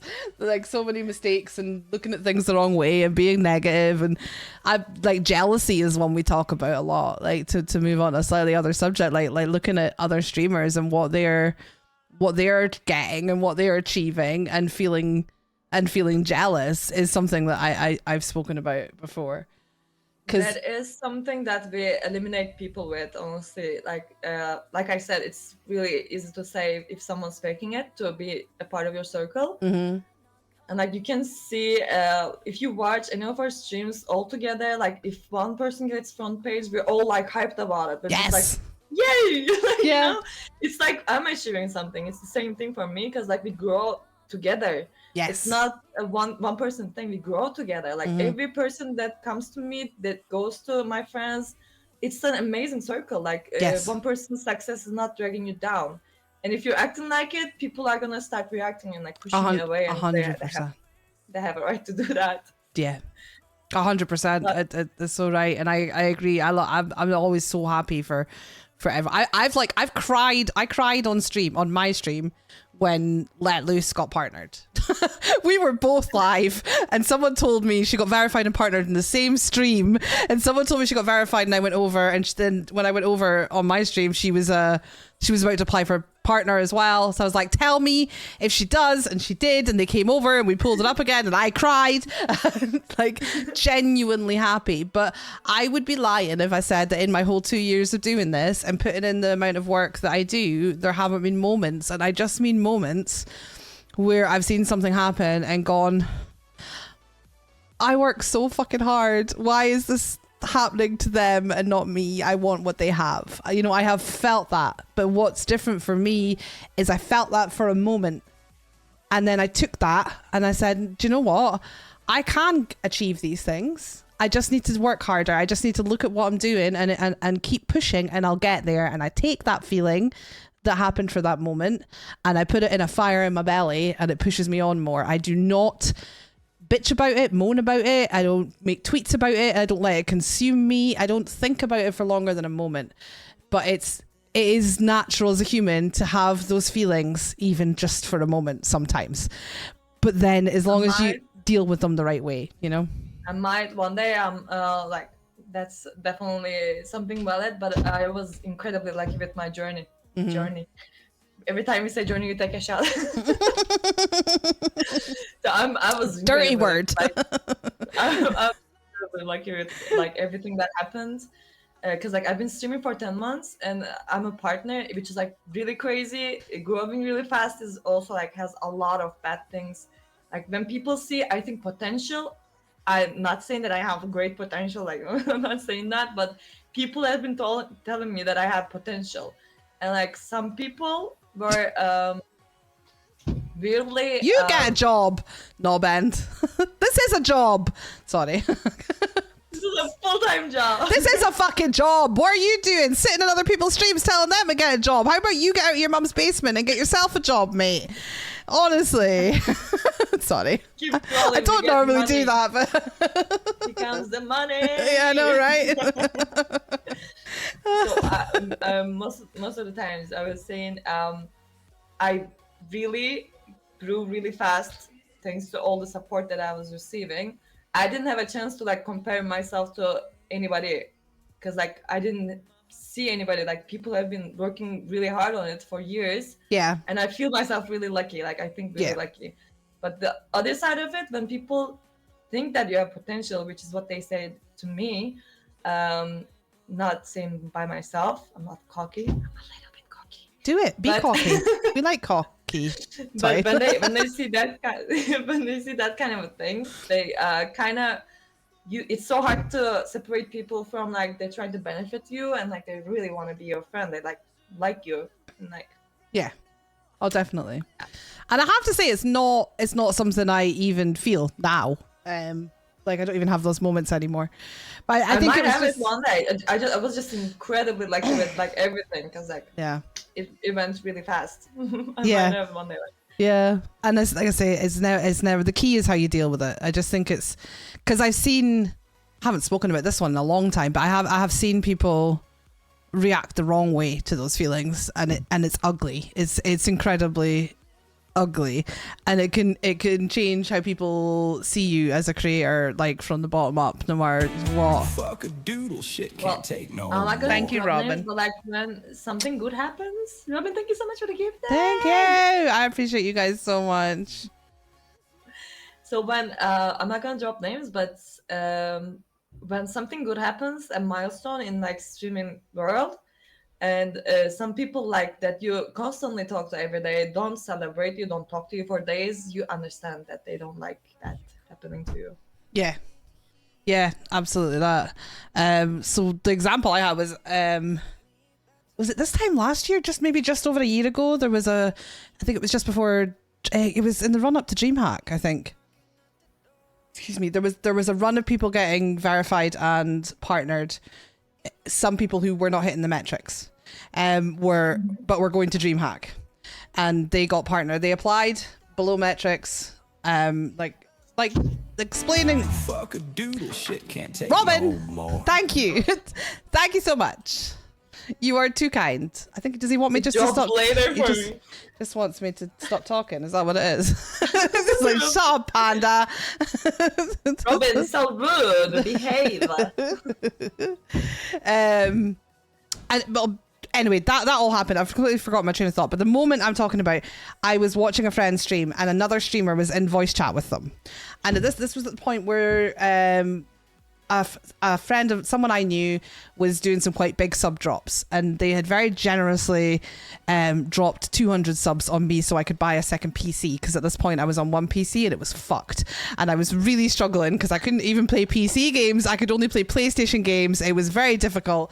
And I was very, very grateful that they did that for me. But then they started going out into people that I knew and dropping quite big sub bombs. And they dropped I think it was like 100 on this streamer friend of mine. And the person in the voice call was honestly embarrassing to watch. It was so cringe to listen to. They were like, oh my god, I wish that was me. And then what was his name? They asked what the guy's name was. Oh, come and drop me a follow. I'm gonna go live. He said, I'm gonna go live. It was No way. Oh my god, I was sitting like jaw on the floor, like, what the fuck is wrong with you? You just can't act like that. It was so cringe. And I was Super like, cringe. guys, even if you have that moment of, oh my god, that person just got 100 subs, I wish that was me, because we all feel that sometimes. Who doesn't want 100 subs? Everybody wants 100 subs. There's You don't react this way. no, exactly. Everybody's gonna have that moment, that fleeting thought of, I wish I could get 100 subs, because Yeah, that's everybody human. It's how you then deal with that. This guy, and yeah. Anyway, don't be a dick, right? Don't be a dick. Don't be a dick. Hi, Moti. Welcome in, by the way. Good to see you. Beggars of cake. Beggars, I know. It's just gross. I just love to fool around. Like whenever someone says something, I'm like 200 subs. Drop Travis. Yeah. Taco, give me subs. Right away, Cosmo. Guys, remember when it's Kit Conversations and Cosmo is in here, 5 subs and we time him out. That's like an ongoing deal, right? 5 subs to time out Moe. He started this on his conversations, so we just continue it forever. Yeah, you say you joke around and it's Fuck a doodle shit can't Different take to no joke more. around. Reaper. Did you? Could somebody time out Moti, please? we gotta be good to our word. Just do a minute. 1 minute will be fine, guys. We gotta follow through though. We gotta follow through. Go, Reaper. There you go. He's timed out for 1 minute. Yay! Thanks, Reaper. Love you, Moti. Oh my god, I love you guys. You're absolutely insane. The power is in my hand. Sorry, not sorry. No, I know. We love it. We love you. We love you, Moti. Love you, Copy. We'll see you in 30 seconds. 10 subs and we do it for 5 minutes. Just saying. Right. 100 subs forever. We forget about Cosmo. 100 subs and we erase him from our memories. How could we? How could we forget such a man? Oh my goodness. I've completely brain farted so hard now. It's fine, I'm smoking. Yeah, well, we talk a lot about community and we spoke about our close friendships and we speak about community and things, but because the community is more than, you obviously have your close-knit people like we've spoken about, and the community is so much more than that. But what do you feel really is key to building a genuine community, like the whole community? I think Welcome back. Hi, Cosmo.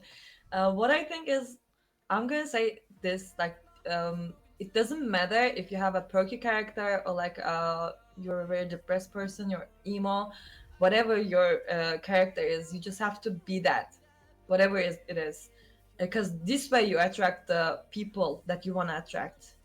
Like most of the channels, I say like, don't shut me out if I don't like the chat people. I don't like the people in the chat that much, or like I don't think they're gonna be like, because I love creating conversation and like people are like interested about me, like what is this person doing, like that joke was hilarious kind of things.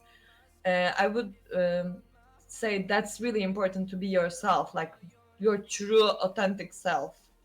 Yeah, I agree. That's the only way to create a real community with real things. Like I wouldn't say like go play the specific type of games, specific type of attitude. No, like I have a very, very different attitude every day. Like, but my community loves me this way. But this is me. Like, you just have to be yourself. That's the best way to create a staying community. I would say, like, stable one.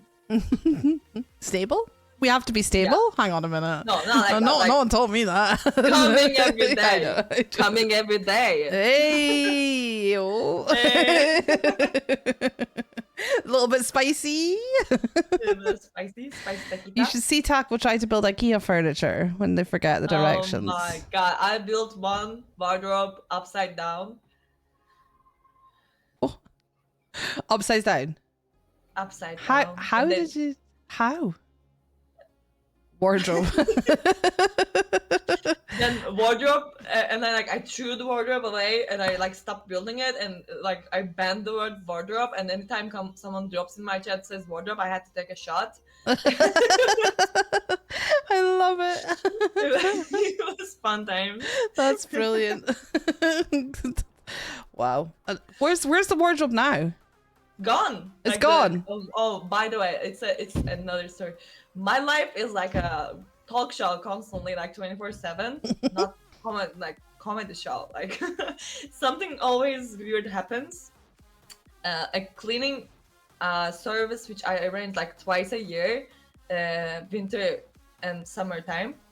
to get like a deep cleaning of everything, like, you know, the things that you mostly say to yourself, like, I'm gonna do it this month, I'm gonna do it this month, but you never do. So I hire a service to clean them twice a year. This year I had to change the people who are coming because they were connected to my boss, and I hired some people, and they came and they cleaned everything in the house. They like stole some things. They stole things. They threw away all my clothes. Yeah, I had like 5 pieces of clothing. When Oh Burak my came to god! visit me. Yeah, they threw I had a LED curtain, and they stole that. They stole my gold. They stole everything. Oh my But god! They threw the wardrobe away too. They were like, we cannot fix this, and I was like, yeah, I understand, but I did not know it was like it was that detailed. They stole all your stuff? Yeah. Did you like They report stole. them? No, because like it wasn't like a build service. It was just like, you know, like, you know, you meet some people, they're like, okay, you go. I think. I feel like you need a minder to take care of you and help you make decisions. I gave them my key. Yeah, you do. You need a minder to help you make better decisions. Don't give strangers your key. Oh my god. Just like 2 weeks with me, you can understand everything, guys. It's so hard to be my friend. Robin says, I try. It's a tough job. It is, definitely. I'm going to start checking in more often. I'm going to be like, you haven't given anyone your key this week, have you, Taco? I trust people really easily. Yeah, clearly. That's a terrible idea. Buddha has a key. Wait, don't you live in another country? She has a key. I gave her the key. I told her, whenever you want to visit, just come. Oh, that's really cute. She's gonna steal your gold though. No, she stole my heart though. Oh, you guys are adorable. I love that. I absolutely love that. Amelia asked a question there that I liked to both of us. Who is your biggest inspiration and how do you keep yourself motivated to keep streaming and doing what you love? Oh my god, my inspiration. I'm gonna drop a name. Murtur. Definitely my inspiration. Aww. I don't want to be fake and everything, like, but it's definitely a bit Murtur. Like, I had some streamers before I was a streamer that I was watching, but I cannot go and like find things from their streams because they're Turkish streamers and they're really big. But Murtur, like, you can reach to him, you can ask him, and he's always there for you. Like, he's really entertaining. He comes up with new things constantly. He's there for the community. He can talk to the chat really well. He can keep up with people's lives. I mean, Murtur is definitely an inspiration for me. I love that. That's really good. Yeah. It's hard for me. I have many. I'm lucky enough to know a lot of incredibly inspirational streamers. And honestly, before it should be hard, by the way. Huh? Everyone in Kick conversations will be like, you didn't say my name? I was going to say, like, genuinely, before I do have one that I will speak about, but genuinely before I say that, like, and this is, I'm not just like trying to keep everyone happy, but I'll say pretty much, I can probably name, there's only a couple that maybe haven't been, but pretty much every single creator that has come on this podcast has inspired me in one way or another, because talking to, like, sitting down like this and having these kind of conversations with somebody who streams as well, it's kept me going for the past year and a bit. Like, it inspired, I learn something new every time. My own feelings and experiences are validated, and I just gain so much from each one of you that sits here with me, and I'm so grateful for that. If I had to pick one person who's inspired me, and anyone who's around a lot is going to know who I'm going to say, because it is the one and only Razor Red. I've been a fan. Yeah, I know. I'm gonna say, if you know me at all, you know I'm gonna say that. I've been a fan of Red since for a very, very long time. Long before I used to actually speak in her chat, even I lurked there for the longest time, and then I spoke in her chat, and then I got to know her. Thank you, Morty. Thank you. And then I always used to say to my friends that I would love to have her on Kit Conversations, but I was too scared to ask her. And eventually, I remember that one. I hosted out to her. So excited, guys. After Kit Conversations, I was. And I was like, you guys are gonna be so excited. I couldn't believe it. Like, yeah. So I hosted into her, and she asked me to come on. Like, she asked me. And it was the whole thing was a real turning point for me, and we're now friends. Like, I can now count Red as a genuine friend of mine. Like we have a relationship outside of streaming as well, and she's someone I can turn to if I need her. And I thought you were friends before that. Huh? Not before that. No, we'd never interacted Really? apart from I thought you were before she came on Kit Conversations. We'd never interacted apart from me being in her stream. And then even after, it took a while for that to become an actual like friendship. And now I want to say one thing, What? guys. I want to say one thing. It's different, like the concept and content of your channels. I would say definitely if you're doing a podcast, you should definitely get inspired by Panda, because like you're really good at this thing. Stop. I'm just good at talking. I just yap a lot. But you also like make people feel really comfortable with that. Thank like, you. I feel comfortable right now.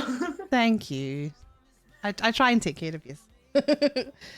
She does. But yeah, I learned a lot. I learned a lot from her and how she handles her business, and yeah, and one of the biggest things I learned from Red though, and from the whole story of my friendship with Red, is the whole. There's no such thing as a big streamer and a small streamer. Like I used to. I mean, there is to an extent. Obviously, XQC is a much bigger streamer than me, but when it comes to the rest of us, that are not XQC and Aiden Ross and Amaranth and all these people with massive chats and massive followings, when it comes to the rest of us, don't be afraid to approach someone to collab or to reach out to for a genuine reason because you think they're a bigger streamer than you. Because I used to be like that. And I used to think that someone like Razor Red would never want to be on my podcast because she was a much bigger streamer than me. And through the friendship we developed and through that whole process, I've learned that just doesn't exist. We're all people in the same industry, on the same journey, just at different points in it, guys. So don't be afraid. That person you were thinking about reaching out to do a collab or ask for advice, just fucking do it. Just do it. Amelia, what do you mean? You're a big streamer, Amelia. We're all just people. We're all just human beings behind it all. Like, I've had people say that about me, and I'm like, shut up. I can't cope with that. I'm like, someone's like, no, I'm just a tiny little streamer. I don't know why you want me on your podcast. I'm like, I just see myself as a streamer, and Red's the same, and you're the same, and we're all the same. The good people, yeah, exactly that. Exactly that. So what about the other bit? Like, how do you keep yourself motivated to keep streaming and doing what you love? That was the other part of Amelia's question. I love it. You guys don't understand. Like, for me, being a streamer, I'm always saying if I did it, you can do it. Like I would never imagine to become a streamer, to be here talking to you, giving advices. Who am I? Like, impossible for me. But like it's such a pleasure for me. I love it. I love every second of it. Like it's a big thing for my life. It's a big milestone. It's direct conversation with direct, normal, real people. It's amazing. Like it's actually what drives me, what makes me get up in the morning. So it's not something that I need motivation on. It's exactly the opposite. It's motivating me to live. Yeah, stop. Just touch grass. No, it's very easy to remain motivated when you are surrounded by an incredible community. That definitely keeps it going. Because for me, even when things are hard, like 99% of the time, I feel better after streaming. Like streaming is that positive influence. It's your world. Like your streaming channel is your world. You do whatever you want to do. You're in charge of it, and when you're gone, it's gone with you. Yeah, it's amazing. It is. It's incredible, and it's. I suppose it's like, it's gone. Brain fart. There we go. It happened brain again. Fart. That's brain fart again. God damn brain farts.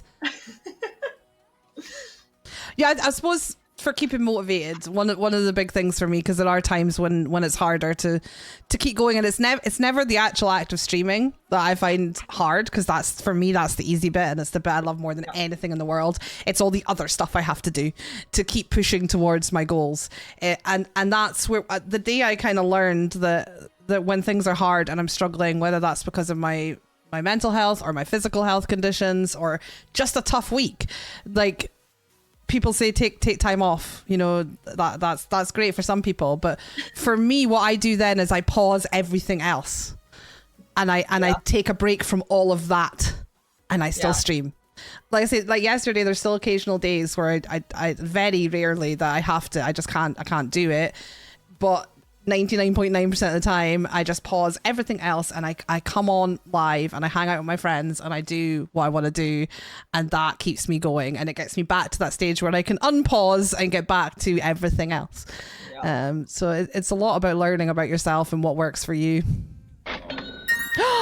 Ooh, somebody just donated to the DreamHack Fund. Thank you so much. It takes a second for the email to come through, but whoever that was, thank you so much. Thank you. We're getting so close, guys. Hoofy, it's you again. Hoofy, thank you so much. Guys, we're 62% there. Oh my god. Yeah, for anyone who doesn't know, we are fundraising at the moment to get me. I don't like the word fundraising, but we do have a fund to get me to DreamHack Atlanta in October. It's a long way from Scotland, so it's very expensive. It is a very long way, by the way. Yes, Very long way. If we go, I will be streaming the entire journey, and I will have loads of crazy plans to keep you guys entertained. What was I going to say? Yeah, every single person who donates, I am getting a tank top created with your names on them. We also have another incentive, which is anyone who gives Who did that? Anyone who gives £50 or more across the entire period, it doesn't have to be in one go, but £50 or more, and I will put your face on a pair of leggings that I'm going to wear to DreamHack.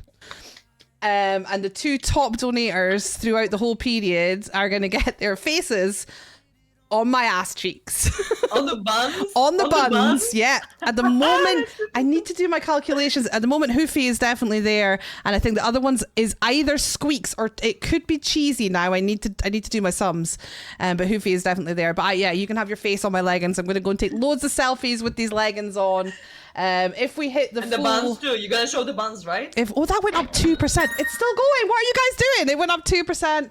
It's gone up another percent. Guys, thank you so much. We're 65% funded. Holy shit.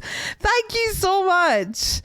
Oh my god. Yeah, if we hit this goal to 100%, I'm also going to spend one of the days at DreamHack in my panda onesie for the whole day, guys. Yeah. Those are the things we've got going on. Get it to 69%.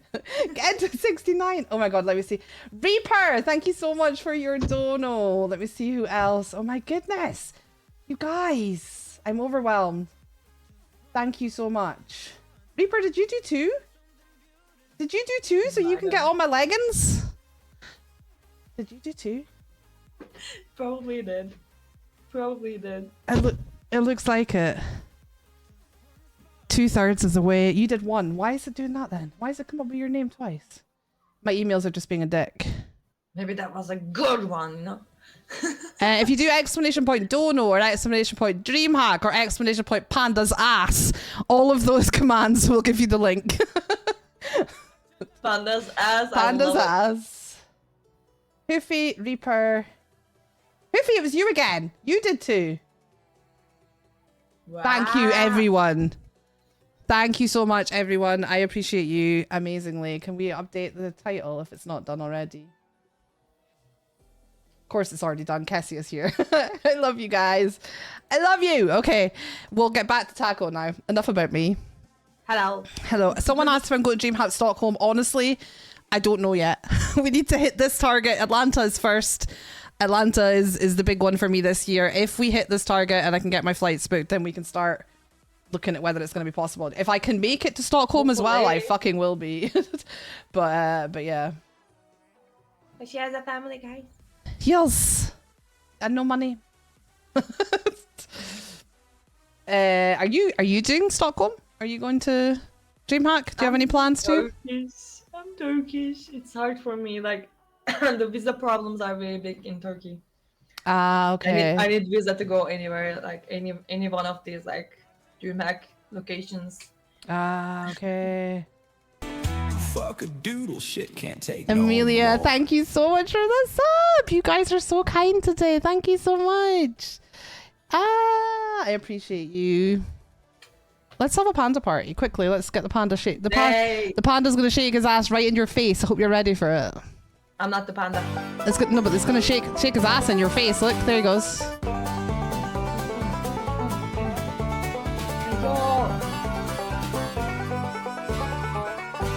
There you go. Thank you all so much.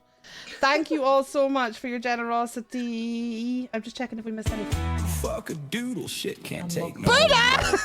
Thank you so much. Oh my god, you guys. More panda party. Thank you so much. Thank you. Mwah. You are too kind, honestly. Another donation. I don't think they want us to talk anymore. That was another donation. I told you. Thank you so much. My job is to sit and look pretty. Oh, you mean you're very good at that? I'm just gonna do that. This one came up as anonymous, so whoever that one was, thank you very, very much. Thank you very, very much. That one came up as anonymous. Thank you so much, guys. 65% funded. Thank you for the subs. Thank you for the donos. Thank you, everyone, honestly. Put us up 3 more, I guess. Huh? Put us up 3 more, I guess. I got 3. Yeah, I got Buddha's 3 subs. Amelia's 1. And then the donos. Again? Again? I saw again, I guess. Did it come up twice? What's it doing? The alert went off before the kick thing. That's what it was. The alert went off too early, and then the thing in the chat came up after. Taco, that's what it was. 1-3. Thank you. Right. Oh my god! shit can't take no more. Thank you so much! I don't even know what to say anymore. Now we have to update the daily goal. Thank you so much. Thank you guys. You're amazing. Right. Can I talk? Can she talk now? Do you want to hear what she's got to say, or I'm enjoying. not that I don't appreciate it. I mean, we always have chaos. Chaos is the best. Hi Holly, welcome in. Another one. We are officially over. We are officially over £1,000 British pounds. That's the flight. That's the flight covered. It's everything else now. It's everything else. It's all the other expenses and the accommodation and everything else. But that is the flight covered. That's insane. You guys are insane. Thank you so much. Thank you so much. Right. Hi Taco, you alright over there? Hello. Guys! Thank you for the dono. Okay, I'm gonna keep smoking. Yeah. I feel like we're turning you into a chain smoker. I am a chain smoker. Oh, Mr. G, and the last anonymous one was you too. Thank you so much, Mr. G. We appreciate you. 66. That took us to 66, guys. Holy shit bags. Oh my god.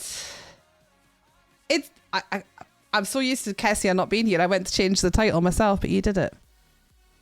Okay, let's take a breath. So close. It is close to 69, guys. It's very close. G26 Car, can you interview my favorite streamer next? Who's your favorite streamer? It's crazy though, like the unpredictability of it all. Like, so is this like your full-time job now then? Is this what you do? Yeah. This is what you do, so yeah. Yeah, I just wanted to show my old boss. Shorty Pie. I think I do follow Shorty Pie. Maybe.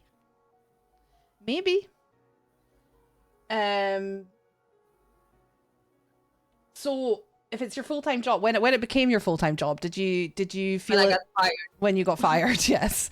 Did you feel a shift in things, like having to rely on this for income? Did that kind of change being broke is a little hard.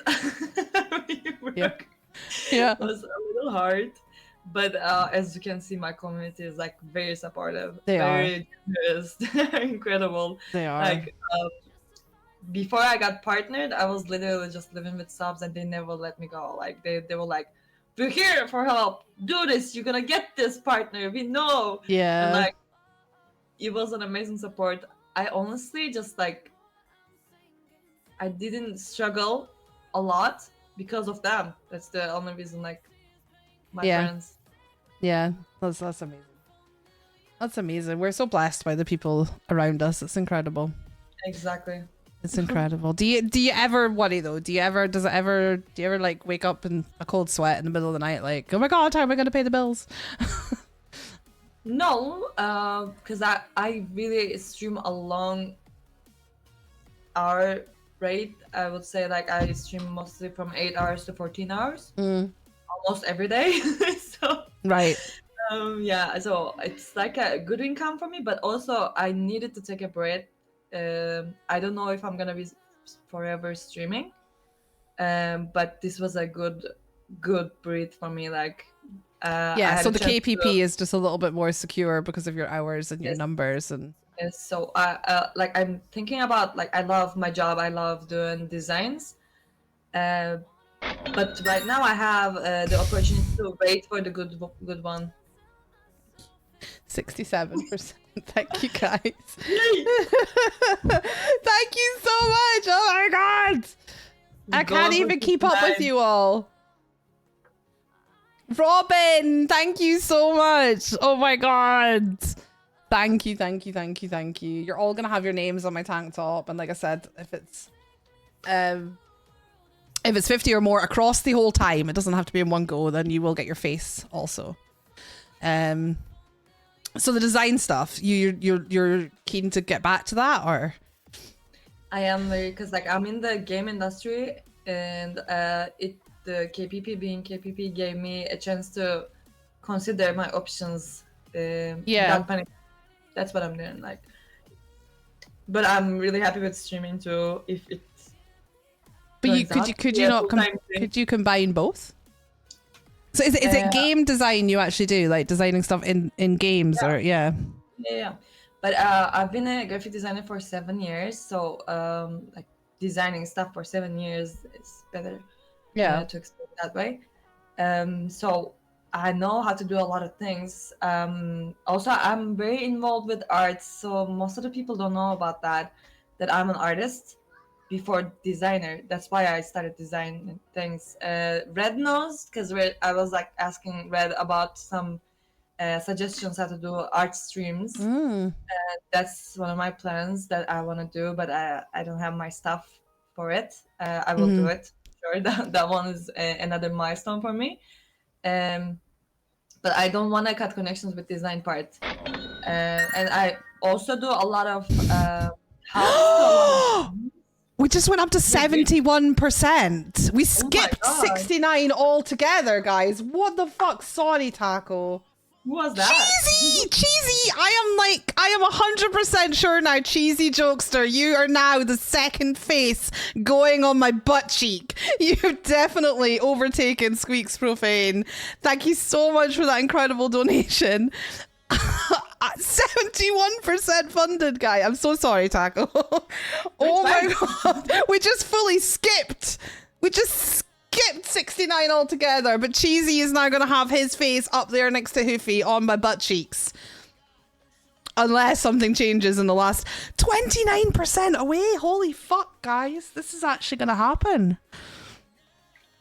This is actually going to happen. I have to start planning.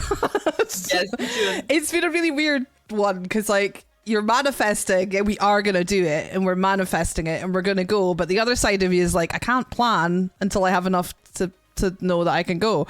So I think you can start now.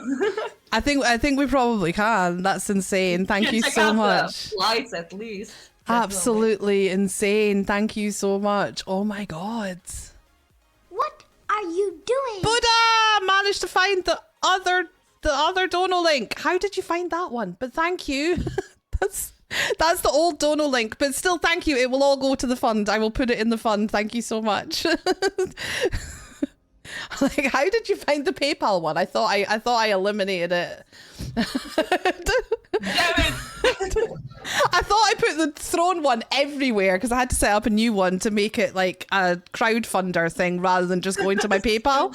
I had to make it separate. But I'll add it. I will add it manually. Thank you so much, and you will get your name on the tank top. Thank you so much. Every penny goes towards it.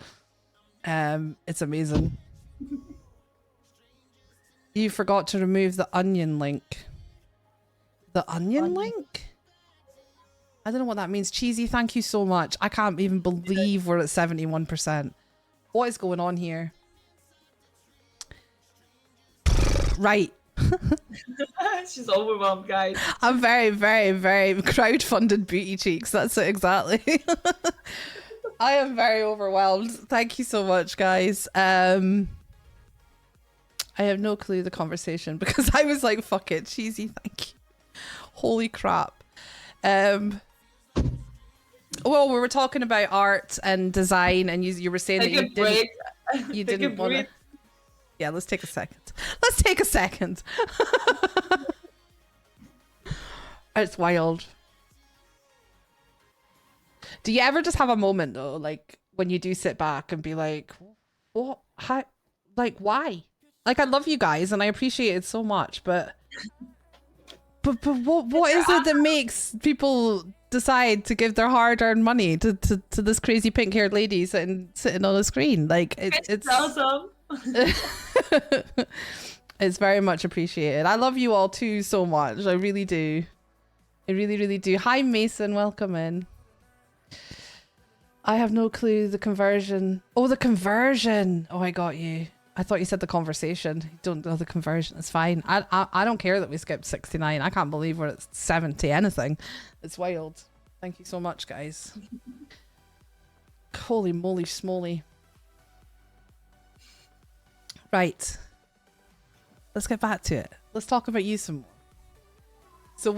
So we were talking about your design and your art, and you were saying that you're looking at doing art streams once you've got the stuff, but you don't want to move too far away from your design things. And I help around community, like if anybody needs any kind of help with concerning these kind of things. For example, Lucky is having an idea which I would love to be a part of it. We're gonna talk about it, like these kind of things, so it keeps me not away from design. I try not to be rusty.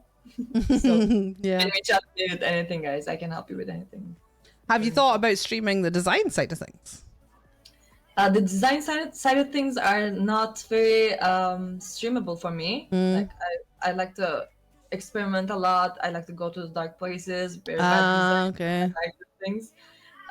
So no, I don't think that. Yeah, that wouldn't work for you. That's fair. But I'm thinking about because that was something that I was planning for a very long time. That I'm thinking about doing like a merch store, but not a taco store. It's gonna be like a design T-shirts. Yeah, that's cool. Kind of a combination between two of them, maybe. Yeah, I did something. I'm no designer, but I did something similar to that with. You did a lot of design related things. Yeah, but I'm no graphic designer. I just put images and things together. I just put things together though. I can't design from scratch. I wish I could. I wish I had that skill, but I can put things together and make them look funny and cool. AI is doing that for us. Oh god, I don't use AI on any of my products, by the way. Yeah, me neither. No, Me neither. the only time it's a good conversation actually for someone in graphic design. The only time I use it personally is for like throwaway stuff. Like if I'm making a one-time post to put on Twitter, I might use an AI generator to do something fun, but or we have like our little horror pandas that we use sometimes. If people donate a certain amount on a certain day, they can pick a horror panda, and behind that there's like a challenge, and I use AI for those. But like if it's something that I'm going to use all the time, or that is part of my brand, or is going to be sold as part of merchandise, then I don't go near it. I don't touch it with a barge pole. But how do you feel about AI in general in graphic design and art and things? Well, I think if people don't keep up with technology, they definitely get erased from history. Mm-hmm. We should definitely be aware of it, but kind of like a very old style artist with I don't even use like Kindle. I always go for the books, so it's kind of strange for me. Yeah, and I agree. I think the I mean, I'm not an artist, but I feel like you kind of have to find a way to use it in like work with it, not let it and not let it replace like genuine creativity, but to work with it. I think is the key. Because it isn't going anywhere, guys. It's not going anywhere. I remember having a conversation with Creation X about it and Red about because obviously he does the monster maker stuff. He Yeah. He has a lot of cool stuff too. He does have a lot of cool stuff.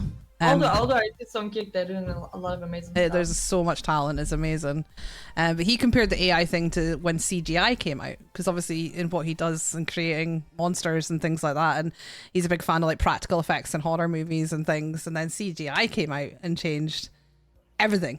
And he was like what a lot of movie makers did back then was just make everything CGI, and that's how you ended up. It was so bad. Right now, where it came to everybody is using it. So yeah, you should and always catch up with technology. It's getting on board with it, because he said that's how you end up with so many really shitty CGI movies back from when it came out. Remember Twilight Baby? Oh god, yeah. Oh my god. But now, like they're merging genuine art and design with CGI, and it's now epic. Like incredible things can be created with it. And like that's what he said, that his advice is to look at AI in the same way. Don't let everything become AI, because it'll be shit. But don't ignore it, because find ways to use it together and elevate what you're creating. That's how I see it as well. Is it Andini said, is it bad when people use AI to create art for themselves? Art isn't affordable for everyone. Art is very affordable for everyone. Yeah, and that's my thing as well. Like I don't. That's why I don't have an issue with using it at all. Like my kid judges me for using AI at all. He's into art and stuff, and he's like, "Why do you even use it?" It's like, because I can't, especially for like what I spoke about. If I'm going to make a post that I'm going to put on Twitter one time, I'm not going to pay an artist to make that for me. And AI can put something together quicker and easier than I can, like using Canva, using designs that already exist to put something together. But that's not art. So yeah. No, that's not a component. That's not art. That's something that you do for yourself. It's convenient for you. Then you should definitely go ahead and do it. But art is very affordable for everybody. Art is affordable. You just have to like look for the people that you're looking for art. Yeah, fair. For example, I never sold any piece of art. I just gave them away for a bottle of wine, and you know that story, Andres.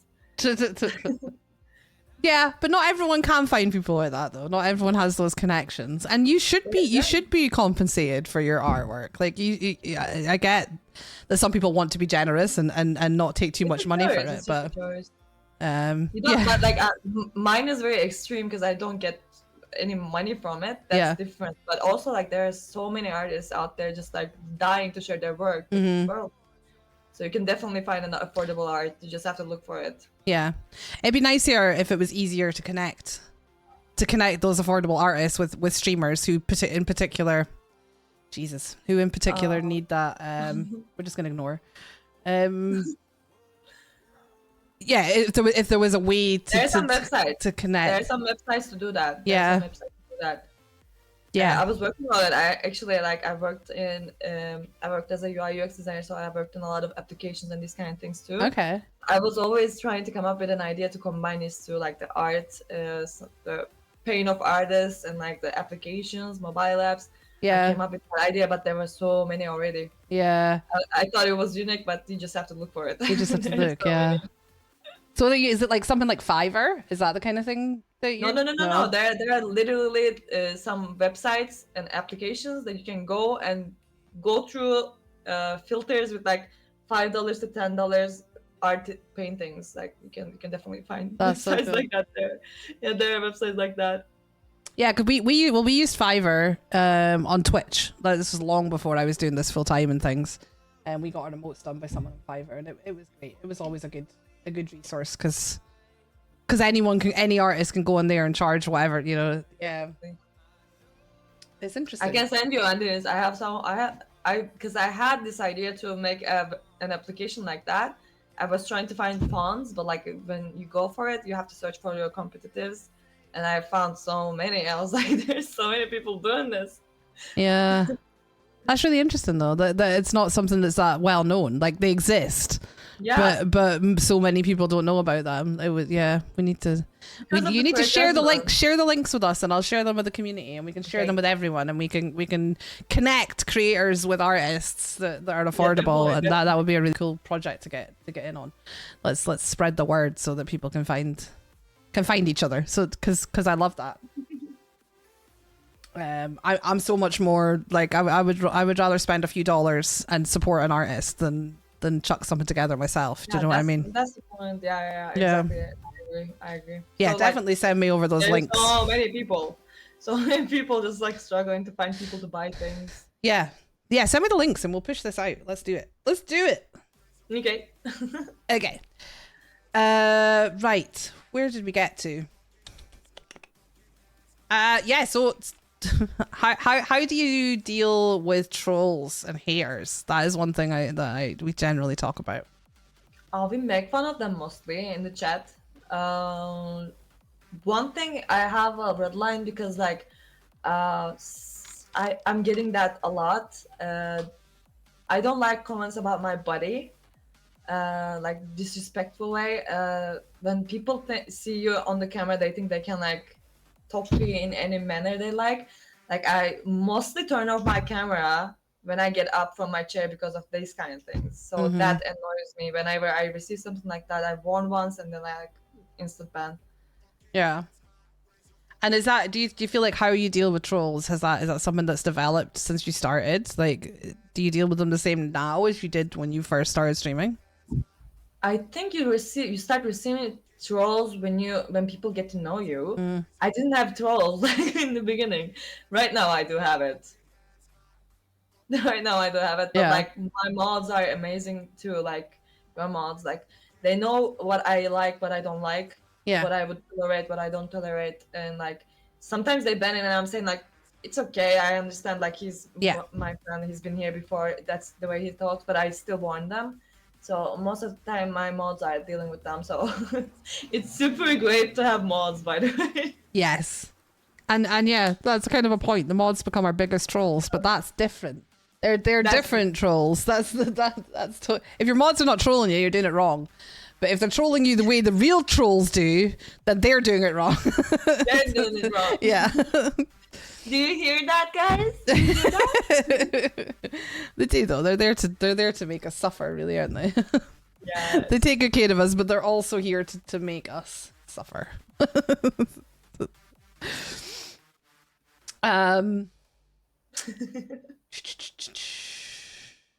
Is there something that you've always wanted to do on stream but you have not yet done? Apart the painting, we've already kind of covered that.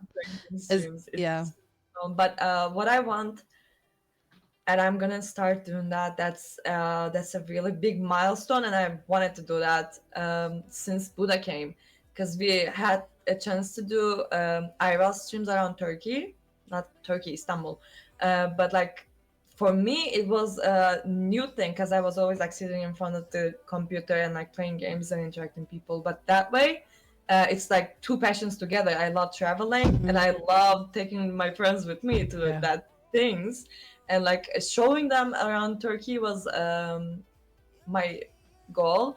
Right now we have like an IRL sub goal for me to do an IRL streaming somewhere in Turkey, which I can show the historical places, I can show the touristic places.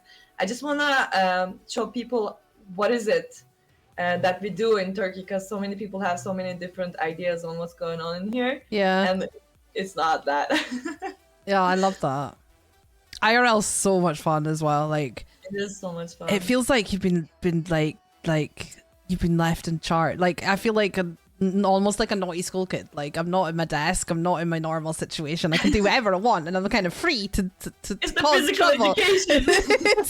it's so much, especially with friends, because like as you know, I met up with so many of my streamer friends when I did my IRL trip, and Oh yes, I mean, I will always be grateful to Buddha for making me discover that. I would never do that by myself, honestly. It's so much fun, and it is like it's almost freeing. Like all the stuff that you normally like. I'm sitting here surround. I mean, I love what I do. This is my comfort zone.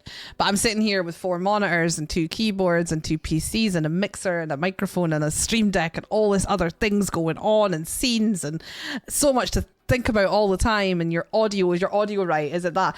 Like there's something so pure and enjoyable about saying fuck all that. I've got a phone with a camera and a microphone and a tripod and a fucking battery pack and let's fucking go. Let's just go and do it. And what, you know, if shit goes wrong, I can't fix it because I'm not at the PC, so we just got to fucking wing it. And it's like freeing. It's like I felt so free. Yeah. Also, it was like it's a lot easier to interact with chat because like you're just the only thing that you have is chat. Like you're talking with your friends all the time. It's amazing. Yeah, and you get to share those moments with them and stuff. Yeah, it's really. Hopefully next month I will do like the first show in Turkey. Yeah, IRL streams. That'll be amazing. That is very cool. That is very cool indeed. Okay, so I'm going to move on to something that's a little bit of a hot topic. We call them hot topics. A little bit of a hot topic on Kick these days. Afraid of that. We always talk about this at the moment. The tabbing community. The got you locked in fam. Here all day Kick fam. Lurking in the shadows while I do my thing fam. Who the fuck are you? I've never spoken to you before, but you've got me locked in. Or got you locked in. You're doing amazing. You're the best streamer in the world. Who the fuck are you? We've never spoken to each other. We call them, thanks to Buddha, LFG family. LFG family. Yeah. LFG fam. Yeah, someone did an explanation point locked in. We have a command. It says lock us in and we'll lock you out. So for anyone who's unsure, I always like to completely clarify the people we're talking about here, because there's always some kind of mix up where people are like, oh, so you don't like lurkers and you don't like this and you don't like that. I am specifically talking about people who are part of a massive community that exists on this platform now, who when they go live, they tab up 10, 15, 20, 50, 100 other streams that most of whom they have never spoken to. They have no interest in their content. They do not want to consume that content. And they open up all these tabs and they leave the same message in every single one. And that might be 3 emotes. It might be got you locked in. It might be let's fucking go. It might be whatever. But they do this now with a view to have all of those people then tab them up and inflate their numbers. And those are the people specifically doing it while live that we don't know that we're talking about. We fucking love lurkers, guys. And we love it when our friends tab us up and drop emotes. And we love emotes. We love emotes. Like, don't get this wrong. So yeah, what's your take on this this whole situation? I love hunting them down in other people's streams and just like typing real random shit to their messages. Like, Yeah. I really love that. So that's kind of like my pleasure. I go to the tabs that I have and I like find them sending the same message and I'm like replying to their messages like random shit. I love it. In every stream, it's so much fun for me. And I just like, I don't even read their messages, honestly. Like most of the times I don't even read their messages. I just look and I know that person and I'm like, Yeah. I don't do that. I don't have them up at all. Like No. I do not do that. But there are some people who comes to my chat constantly. I don't know them, but they constantly come into my chat and like telling me things, not like LFG locked in fam, but like different things. Not chatting though, different things. And I'm tabbing them up sometimes because I feel like really bad about like never tabbing them up at least once. That's different, but It's different. I've never. Yeah, like that's what I mean. Friends, my circle is always up there. Like the people I genuinely love to watch and support, they're always up there when I'm streaming, apparently. But like, except from that, no, like I do not. I don't think, because also it's making my PC really slow. To not do that. That's the question that I have in my mind. What kind of a PC they're using so they don't like it? doesn't care. So I have like 10 people up, and it's always like It's wild. everything Do is you know low. that there is now actually a bot that exists that will do it for them? That will, Really? yeah. Some of them are actual botted messages. That the people are paying for a bot to type those messages in everyone else's chat while they're live. No way, Mhm. that's super cringe. Shit. Honestly. Yeah. So Yeah. cringe. It's such a funny one, this, because literally yesterday, I went on my TikTok, and I don't know if you saw, I posted it on Twitter. There was a video of me talking about this a year ago. You know how TikTok gives you on this day 12 months ago? It'll like it comes up and tells you this is what you posted a year ago today.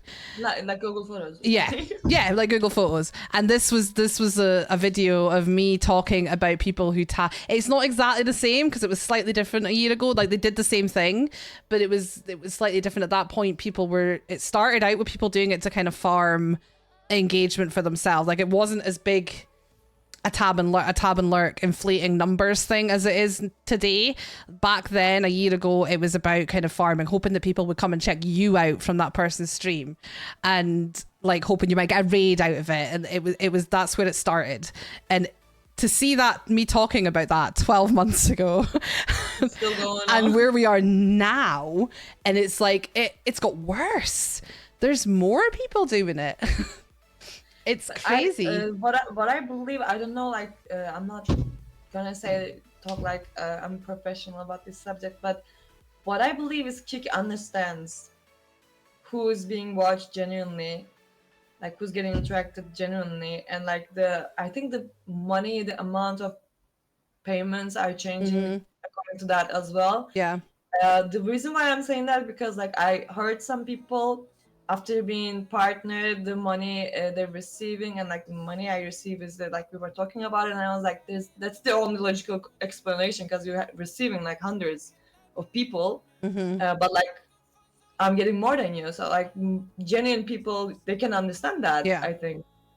Yeah, So and I don't think like they can do whatever they want. Yeah. I don't see everyone can do whatever they want, but like be genuine. How hard is it? Yeah, that's totally where I stand as well. Like people can do what they want. We have our rules here. Although I for a very long time I've been very strict about it, and I've been like, if they do it, we time them out, and if they repeatedly do it, we ban them.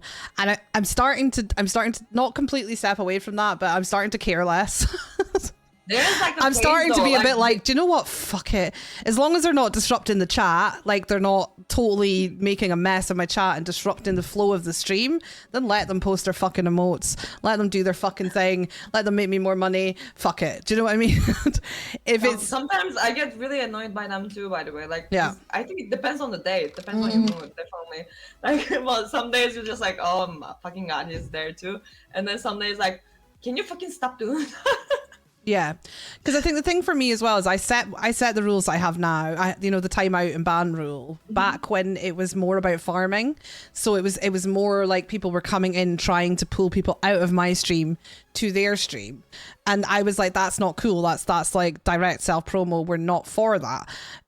Nowadays it's not about that. They want me to go and tab them, and that's never going to happen. So fuck them, let them post in my chat, because they're never going to get what they want out of me anyway, are they? So it definitely changes over time, and I've always been like, I'm not going to get wound up about this and get upset about it.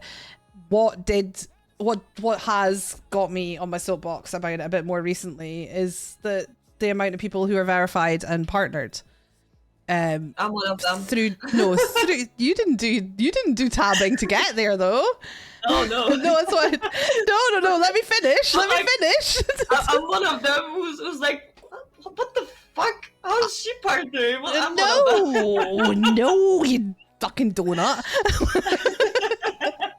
I'm talking about people who are incredibly well known for being a part of those locked in communities, those kick fam, whatever it is. That are very, very obviously have got to the CCV they are at through tabbing and tabbing alone.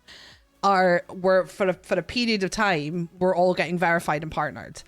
And that I didn't like that.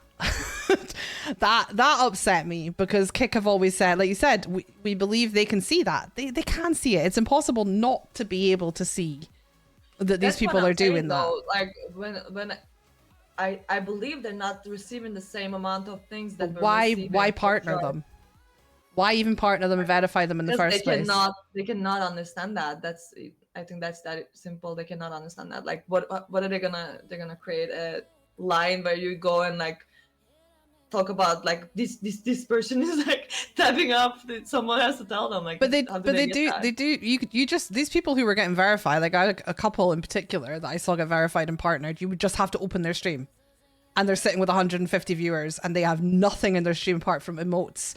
And you start clicking on those people who are posting emotes, and every single one of them is live, and that takes 30 seconds. And we know from experience that check people out before they verify them and partner them, because I've seen people who have the CCV in a genuine way be declined because their socials are not, they're not doing enough on their other socials, and Kick wanted them to have more of a presence, so they declined them, and then they worked on that presence, and then they got accepted. So as a rule, it's appearing like Kick are checking people out before they verify them. And I just feel like it's so incredibly obvious that some of these people are doing what they're doing that I have to say as well that this seems to have been less in the last week or two. The last couple of weeks I haven't been seeing it so much, but there was a period of about 3 or 4 weeks where every single day I was seeing a different person known for tabbing hitting their achievements, and it was affecting my friends and other streamers I know, in like some who had just been partnered, who worked their ass off to get partnered and were feeling really deflated about seeing this constantly happening with these people who are doing it the wrong way, who are exploiting it and inflating their numbers falsely, getting the same achievement that they worked hard for. And then I had other friends who are new to Kick and have only been doing it a few months and are like, why am I pushing so hard to get partner the right way when these people are doing this and they're getting partnered? Like that has such a negative effect on new streamers as well. I think what I think is like we cannot see the Kick part of the conversation never, because there are so many varieties going on on their end, so we can never understand what's going on. But what I understand is it's always gonna be there's always gonna be some kind of justice. It's just like saying I'm a Kick partner and being a real Kick partner and like getting the benefits of it. I think they're two different things. And I think they don't have enough team to look up to that subject yet. Like I said, it's like they're like 2 to 50 people looking up for all these problems. They might solve it later. I think they might eliminate these people later on as well. They can partner everybody as well. I do think that part was I do think it was a little bit of an anomaly, and it does happen. And I do think they seem to be rectifying it, because it's certainly not happening as often as it was. But I personally don't believe like what Andini's is saying, that it's that Kick don't care. I am always very conscious of the fact that Kick are a business, and at the end of the day they have to make some decisions with a business mind that we as creators might not always agree with. But Kick pride themselves on being transparent and being real with us, their creators. And they have always said that they will not reward inflated viewership. And that includes, Andrew has named that as including not just botters, but tabbers. He has said that.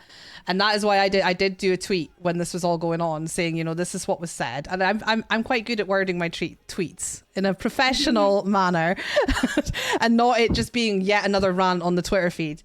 I just felt a little let down at that point. It was just like, you've always said that you won't reward this, and that you want homegrown talent. You want to reward people who really think outside the box and make their content different. And these are all the things that you want, and people won't be rewarded for tabbing and botting. Yet at that moment in time, they were constantly partnering and verifying people who were tabbing and emoting. How many people are doing this now with verified badges? Like, how many people are coming in with the locked in fam and the thing with verified badges, like now compared to 5 months ago? Like, not even that, 2 months ago. Like, there are so many more verified streamers doing it, because that made me want to question them. And I did. I didn't get an answer, but I did. I said my piece. It does feel like it takes a little bit away. I'll tell my story that I always tell, where while this was all going on, I had gone into somebody's chat. They were quite a small streamer. I'd never met them before. I was just chatting, getting to know them, and just your normal bullshit, like asking them about their content and da-da-da-da. And they actually turned around to me and said, oh my God, a verified streamer that actually chats. Because their experience of verified streamers had been nothing but fucking tabbing and emoting. And that actually broke my heart. That was the catalyst for me putting that post up on Twitter, because I was like, That's really sad. that's what verified means to some new streamers who've come over to this platform. That is what they see a verified badge and they associate it with tabbing and emoting. That sucks. That's fucked up. It is fucked up.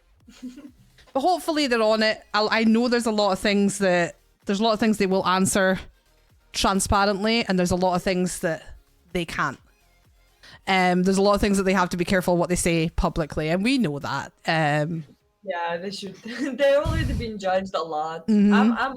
I'm on a very like I understand side, because like it's really hard to run a business, guys. It's really It is really hard, and I do totally get that. But and I will only ever speak. I think I've done it twice in the 2 years I've been here. I will only ever and it's always in the format of a question, like, you know, can this just doesn't quite marry up with what you've said. You've always said this, but this is what's happening, and it doesn't make sense to me. You know, can you? And not just me.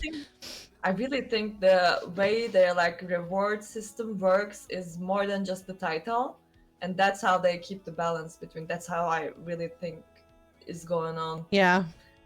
Hi, here. Sophie.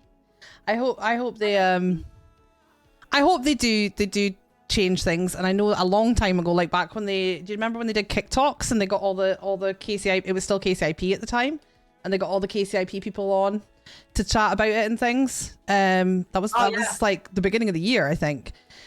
It was spoken about then by Andrew that they were talking about kind of auditing the people who were already verified, and like not just giving someone a verified badge and then leaving them to it, you know, looking at who has them and what they're doing down the line, and their numbers, and not even just their numbers, their content, and what are they actually still committed to doing it? Are they actually still doing things right? And I hope that comes to fruition, and I hope that one day the people who have the verified ticks are the people who deserve them and who represent what the platform's about and all its different areas, because there's many different areas on Kick. But yeah, that's that bit over. Unless you have anything else you want to say about tabbing and emoting. Emoting's good, but not when you're tabbing. I mean, not when you're doing that tabbing. Any kind of interaction, I appreciate it. Yeah. So, right now.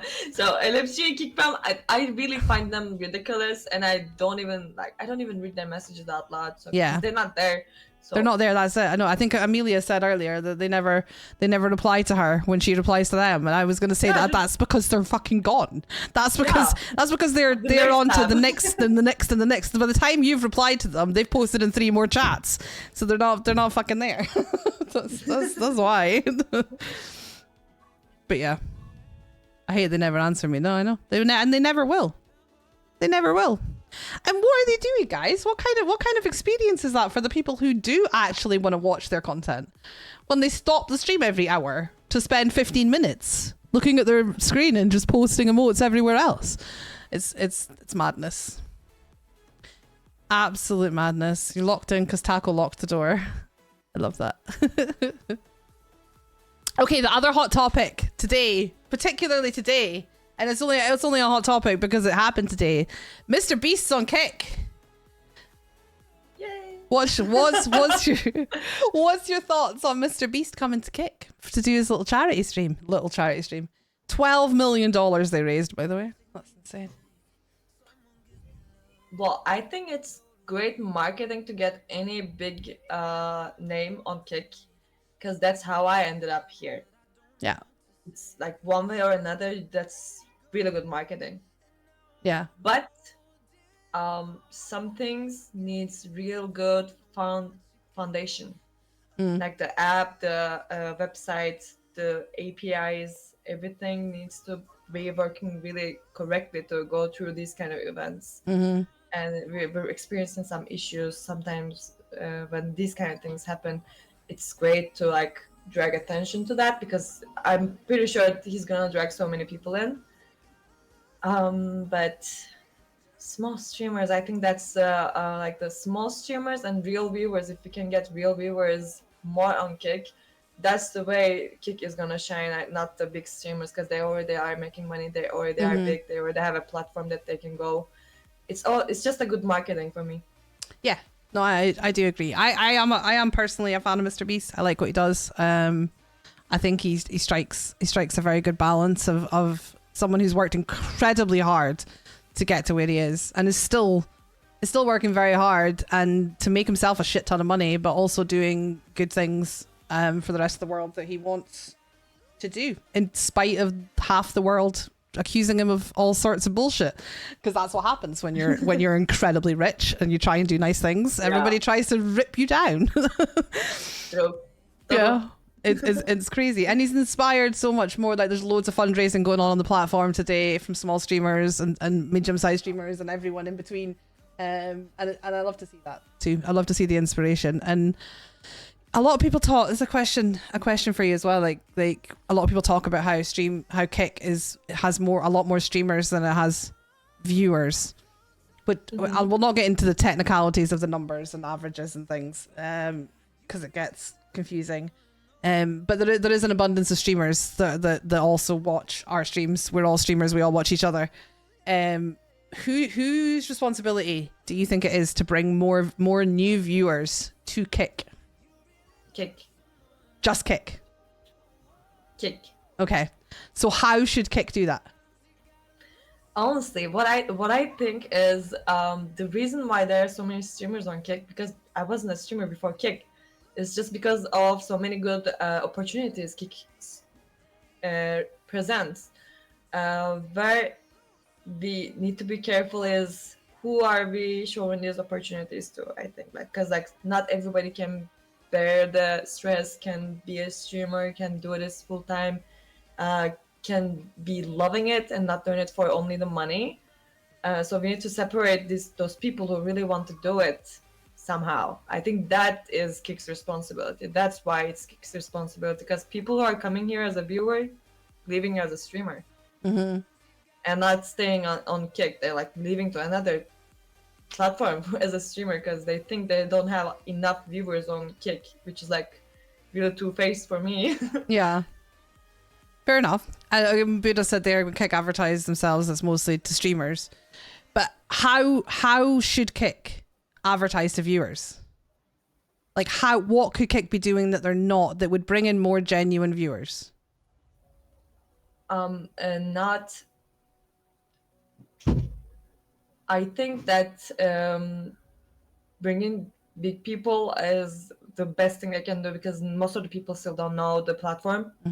I'm not talking about the gaming communities and the streaming communities, because like when you go around and talk about Twitch in daily life, even though my mom knows about Twitch, like my mom knows about Twitch, what kind of a platform is it? She can say like, oh, people do things with like cameras, they stream, like at least people know about it.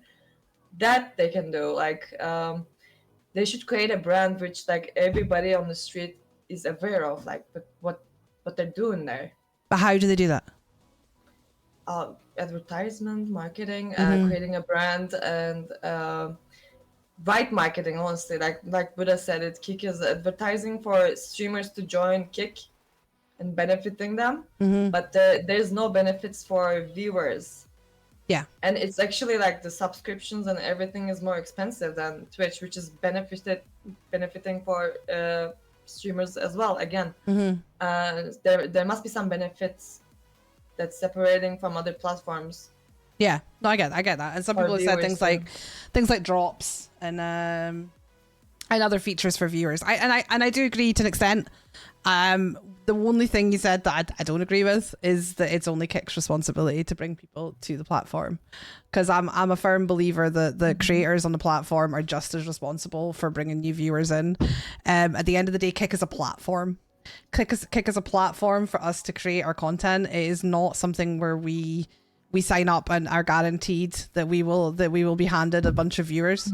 It is a platform for us to create our content, and the only true way, in my opinion, that a platform will continue to grow with new viewers is if every creator is bringing in new viewers as well. Because if we all take on a tiny little bit of responsibility to get our content in front of more people and bring them to Kick to watch us, then we are all bringing in, whether that's 5 people or 5,000 people, depending who you are, then those are people who are now on Kick and have a Kick account, and then will go and spread themselves among them. And I think that Kick's whole marketing plan, in how I see it, is that if we look after our creators and we give them all the benefits and we make this the best place for them, then they're going to want to stay here, and they're going to want to promote Kick, and they're going to want to bring more people in. And I think that is why their focus is on the creators. That part, what I'm saying is like, I came here as a viewer, I'm leaving as a streamer. That's what I'm thinking. Like, there must be some things that separates viewers from streamers, which is like a good opportunity for viewers. But also, every viewer comes to Kick turns into a streamer because we encourage them so much. Because it's so good. Yeah, that's. Yeah, I mean. It's, we don't want them to make it worse for us, though, do we? Let me bring 10 people from Twitch, but they will turn into streamers. Like, Kick needs to stop that. Kick needs to put a line between, like, it's a money machine being on Kick, and it's a streaming platform with passion. That part, I think, belongs to Kick. Like, I can bring 10 people from Twitch here, but that 10 people turns out to be a streamer, and then it's streamers watching streamers again. Yeah. But I suppose that's a double-edged sword of it being such a good place to stream. But because I've definitely experienced that as well. Like, I have brought over people from TikTok, and some of them do stream now, but some of them don't. Like, some of them are just viewers. They're viewers here, they're viewers elsewhere. They go everywhere. I think that's exactly what we were discussing about, like the tabbers, the not sincere people, the people who are doing it for money. Just like, you need to have a certain amount of team members to check around these like streamers that you give a lot of benefits. Are you right with giving them benefits? Like, because you're sharing a part of yourself. Kick is sharing a lot of things from the company with us. And I think they should check on that part they can do. That part is Kick's responsibility, and that is gonna keep the balance between viewers and streamers on Kick. Yeah. If you ask me. No, I think that's a fair point. I'm just catching up on some of the comments. And yeah, I agree with things like drops and all those kind of things would be incredible, and I would love to see them. I'd absolutely agree that the viewer experience does need more work, and they do say they're working on it. So fingers crossed. I know a lot of viewers who only like using Kick. Yeah. Marketing is good and great for platforms, so kudos. However, the only reason we need charity. Okay, that's something different. Panda, you multi-stream. How much success have you had bringing people from other platforms to Kick? I've heard some not having much luck because those on other platforms don't have the same relationship with the streamer, and I heard bigger streamers having luck. And I mean, it's all relative. Keeping in mind that I am a small streamer with a kind of a CCV around about the 40 mark. I've only been doing this 2 years. I have had what I would call great success with TikTok. 3 of my mods came from TikTok, and they don't stream. They are viewers, not just here. They are viewers in many other streams. Some of them might have been in your stream and many of your other streams. Cassia is here she lives here now. She lives on Kick now, and she mods for another streamer, and Kick is a huge part of their lives now. And viewers, I mean, in the dozens of viewers that I've brought over from TikTok, and many of those still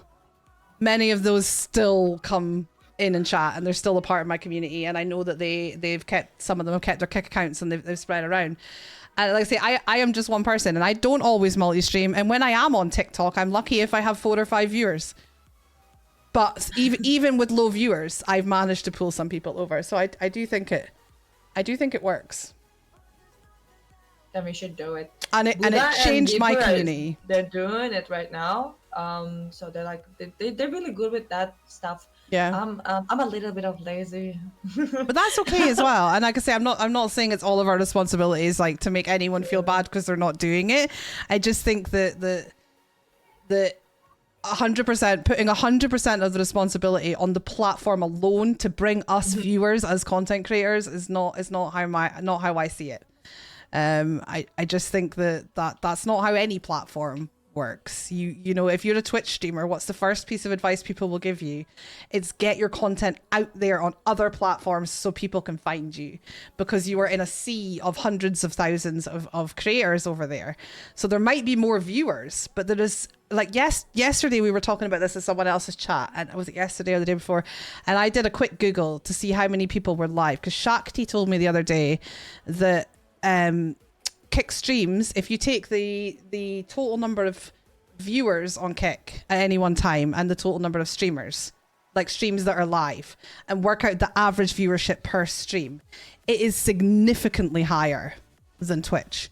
And the reason for that is there are less channels live, significantly less channels live. So I did a little Google for how many. I'm going to do it right now. Actually, let's do it. Let's do it. How many Twitch channels live right now?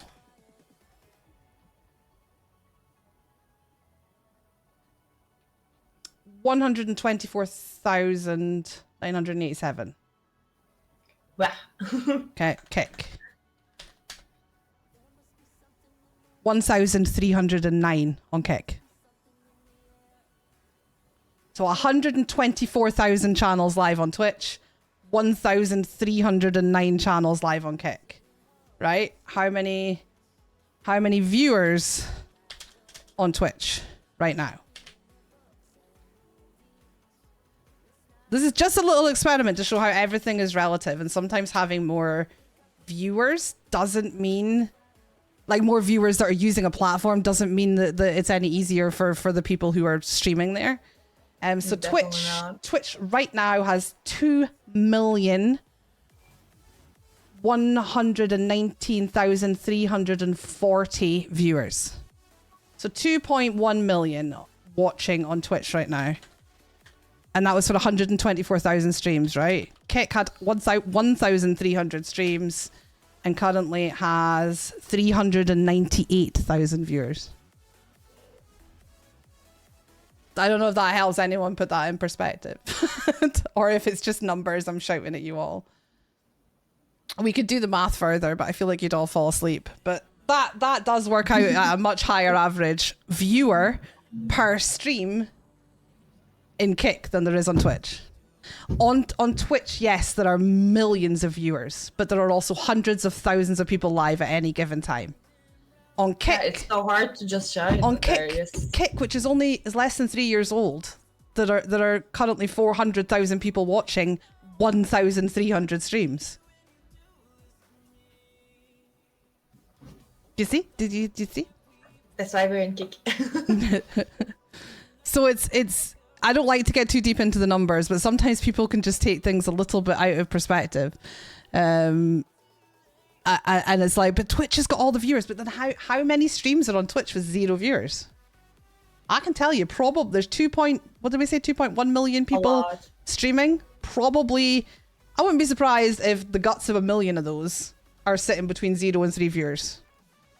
Probably yes. Andini says 90%. So yeah, it's not as simple as there's not enough viewers on Kick.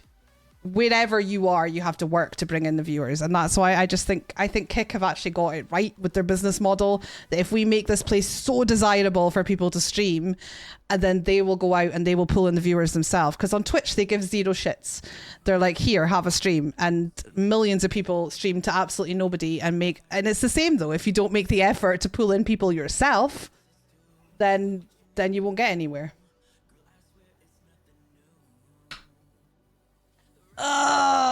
Okay. I got right stuck into my numbers there. Sorry. Numbers. Math and stuff, guys. Math and stuff. Right. Shall we move on to the community stuff? And we get more money. That's true. That's what I mean, though. They make it so desirable for us, Xbox. Also, it's good to see you, Xbox girlfriend. Not seen you in a while. Nice to see you. None of those questions were from community? No. No? No, some of them. I think some of them might double up. No, these have all been either from the chat or from me. Oh my We god. have the community input section. Some of these might double up a little bit, but yeah. Let's see. Let's see. Oh my god, the I'm just scary checking the part is chat. I this. don't know.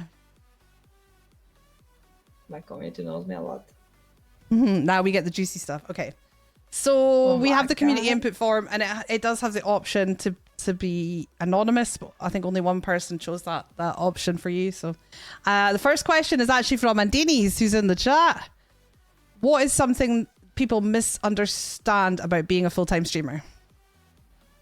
That it's easy and it's a lot of money. It's just like you're sitting there and earning money is a really bad, really wrong idea about streamers. It's just like, imagine it's the same shit. Like I was sitting in the chair and like doing designs for 12 hours, not 12 hours, 8 hours. And now I'm sitting in the chair communicating with people, being energetic all the time for 14 hours straight. My ass is flat. It's so much, isn't it? It is. Like, people don't understand how tiring like streaming for long periods of time can be. They're, like, you're just sitting in your Oh arse my- playing a game or chatting. What? You see me in all positions. I'm like here, like that, constantly changing the Yeah. bumps. I'm always fidgeting as well. It's yeah.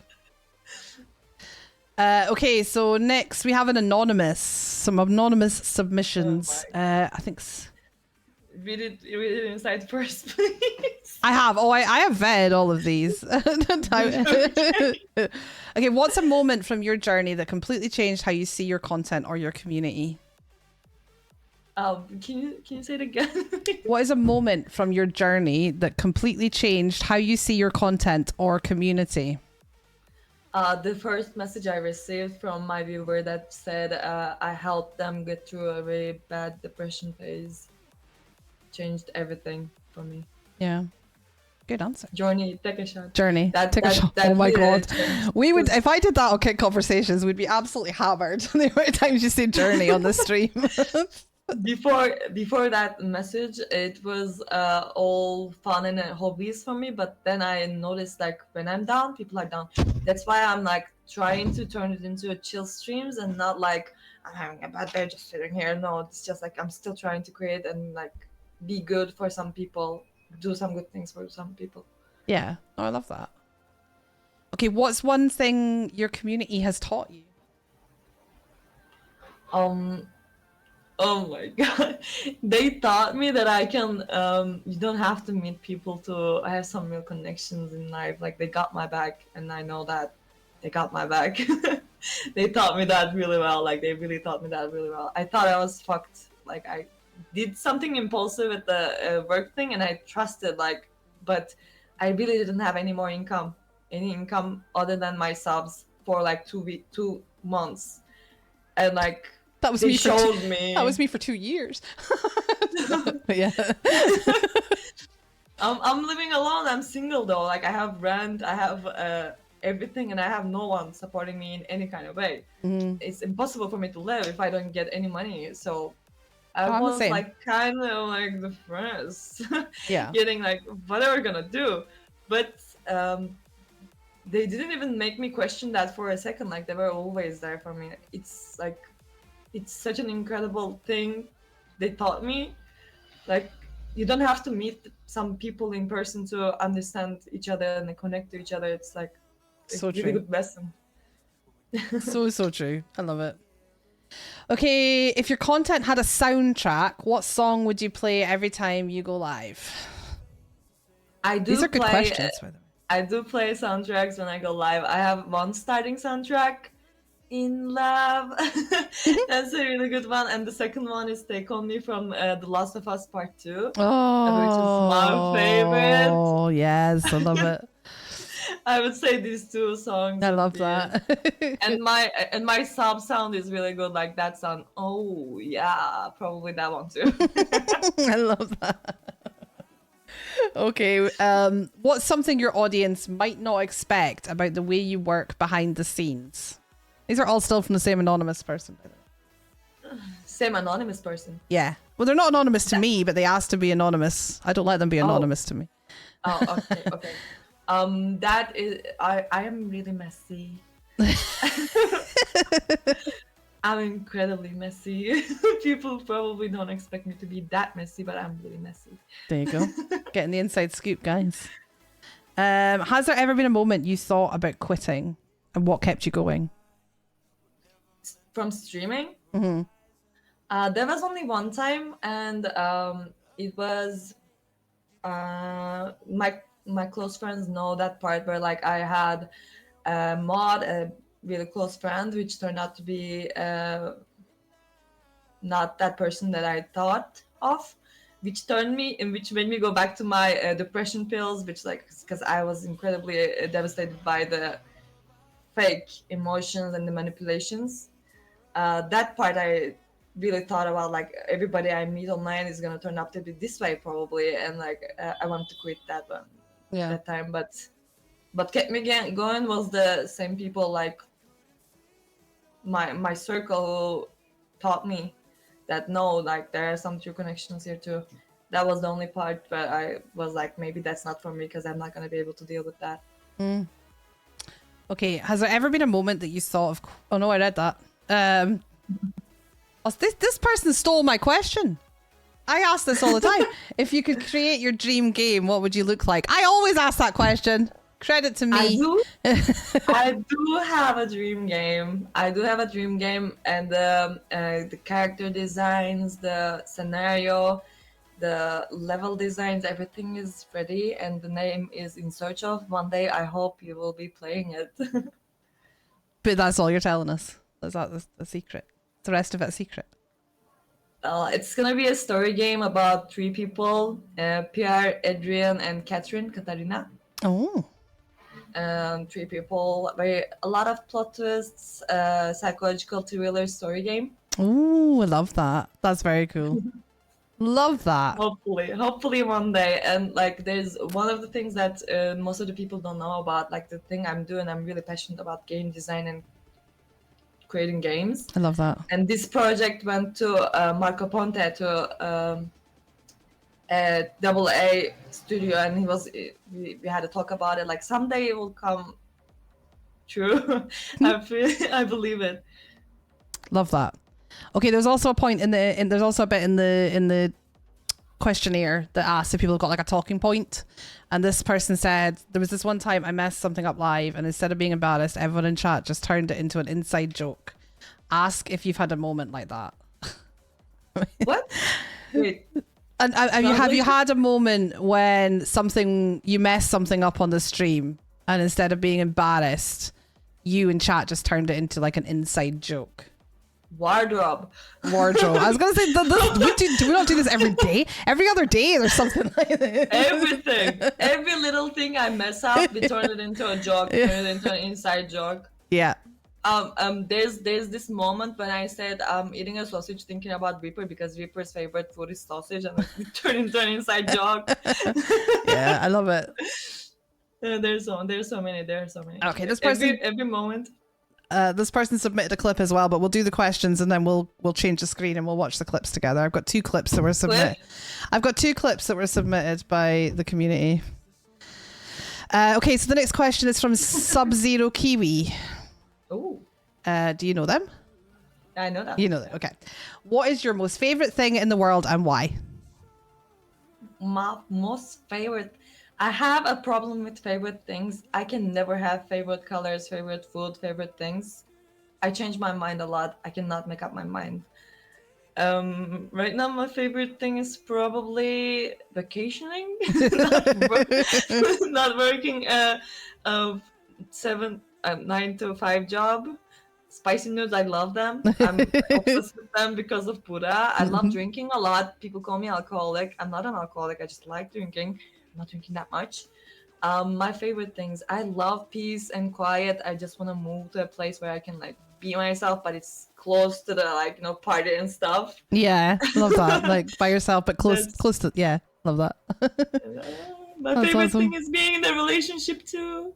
I cannot be in a relationship. You what? I cannot be in a relationship. I love being in a relationship. I cannot be in a relationship. You love it, but you can't do it. Yeah, I'm really bad with men. All my community will agree. They're not worth the hassle anyway. Okay, so moving on to Robin. Robin asked a few questions. One, I'm only going to ask a couple of them because one of them we've already covered, and one of them is the final is part of the final question I always ask. So you'll have to stay on till the end to get the answer to that one. Okay. Oh my God. So the first one is, what motivated you to start streaming? What? What motivated you motivated me? to start? Oh, I told this story. It was Kick, honestly. Like, it was Kick. I would never imagine becoming a streamer. It was all in the natural cycle of like supporting each other. People just told me to go start streaming. That's how it happened. I love that. Yeah, Robin had some good questions, but unfortunately, a lot of them were very similar to mine. So the other one is, if you could, we kind of covered this, but specific, you could add one feature, just one, to Kick today, what would it be? Sorry, Robin. Just one. Just one, yeah. Because we did speak about what would you like to see them doing? Like we had a chat about it, but like, so I've changed it a little bit. Like, what's the one thing if you only could pick one? One thing. I would. Oh my God! The one thing I would add on CV bots, the bots. Getting rid of the bots. Yeah. That's so annoying. It's just I do like, think they're what? working on it. I read something really interesting today. Have you seen that like Twitch have introduced like an AI thing to identify and identify bots and not count them in view counts? No, I didn't know that. They've apparently rolled this out, but I saw, and I haven't had time to research it because I literally read it before I came on here. So I'm someone who doesn't like to take things at face value and just believe it because one person said it, but this seemed pretty legit. Someone is saying that the AI is like literally, it's like it can't identify a bot from a lurker, so like genuine lurkers are being taken off of the view count on Twitch right now. Yeah.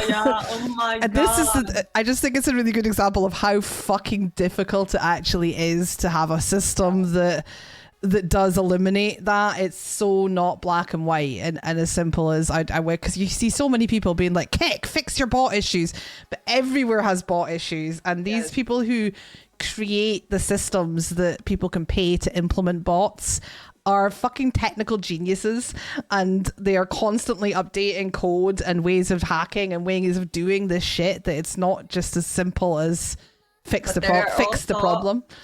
Also real good mindsets behind these bots who are updating the same things when they update. So yeah, it's not that easy. As soon as they find a patch, they find a new way to do it. They find a new way around it. It's so tricky. Yeah. And it's not just a Kick problem. And that's not for you. That's for the rest of the world who's like, Kick, I'm gonna never go to Kick. Look at all their bots. Even Twitch are trying to eliminate their bots. And apparently eliminating lurkers now too. GG's Twitch. Next time, don't ask us if you like lurkers. Ask the platform if they like lurkers. Yeah, I think it's more like the AI not being able to identify one from the other. Because if someone's lurking and not chatting, how? But it also said in that thing I was reading was there are now bots that are programmed to act like viewers. They're programmed to act like viewers and interact. They will actually post in your chat. Oh, they do have that. Yes, I saw that in some people's channels. Yes, Yeah. And like they don't make any sense, but it's hard to notice them because most of the people don't make any sense on the platform. So. Oh, hang on, this link's not working. Let's see if got one link, but the other one's not working. One moment. I put clip. That's the fun part of this. Oh my God. I'm not ready for this. I was absolutely gutted as well. If anyone has sent anything over during, because I finished up Shakti's conversations on Tuesday, and it wasn't until today when I went in to check yours that I realized that during the podcast someone had submitted another clip, and it was a cracking clip as well, but I didn't know it was there because it happened during the podcast. No, we haven't got any new ones today, but yeah. Let me find it. Kick support is fast. They're very fast at dealing with the view botting. Not bots, but even Team Water website was getting doxed last night. I know. Yeah, I believe that they went in and changed Jimmy's Mr. Beast's stream key. His stream went down because someone hacked him and changed his stream key. It's Oh, thank God we're a small streamer, right? I know, it's fucking Work on that. wild, man. It's absolutely wild. It's a crazy world. No, not this one. Individual. Find this clip. There it is. It's you, Robin. Robin, it goes to show I didn't check the clips. I trusted Robin, so I didn't check his clip. The link you sent me is incomplete. So you can DM me the link if you want, but whatever the clip was that you sent me, it's not coming up because the link is incomplete. It just takes me to Taco's page. So if you wanna, you're in my DMs anyways. If you wanna send me just because he's been on the show. Everyone who's been on the show is in my DMs. Skill Robin? issue, Robin. I was too busy hacking Mr. Beast, clearly. So we will start with this clip. Right, let's see if I can get this right. Hold on. Oh my God, I don't know this. So I need to do this and then this. It's a bit fiddly, but I did find a way that I can share it so that you're seeing it in real time at the same time as the chat see it. So we share it through... We share my screen through Video Ninja. Can you see that? Yes. Okay. Do you hear me? I'm like, yes. I need to make sure it's got audio, but yeah, hopefully that's got audio as well. And then if we flip screens, there we go. Now you guys can see it too. It should have audio for everyone. Are you ready? I'm scared. Has it got audio? What just happened? That's the jump scare from the burger place. Okay, we're cool. Why we're is it cool. not? Why is there no controls? Like the pause button and everything's gone. There's nothing because I'm shocked from the shocked from the jump. Let's try that again, shall we? There's not a lot of sound in it, to be honest. There. Oh, there you go. Right, let's try that again. Let's try that again.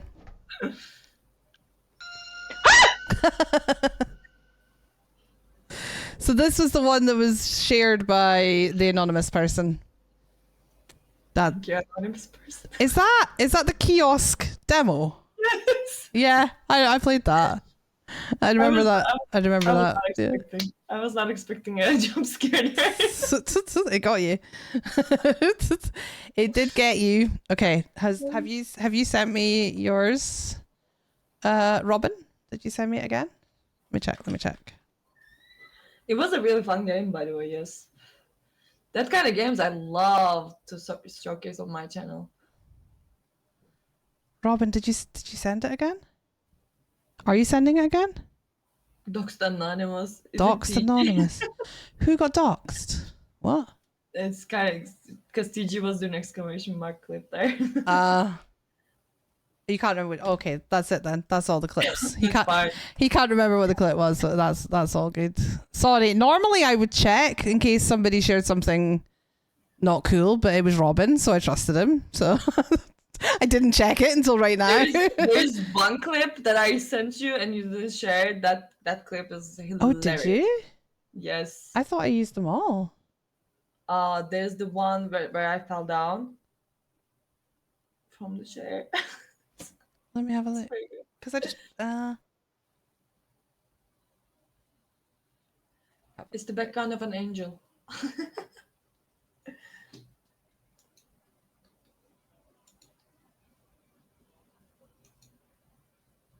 It's my most watched clip.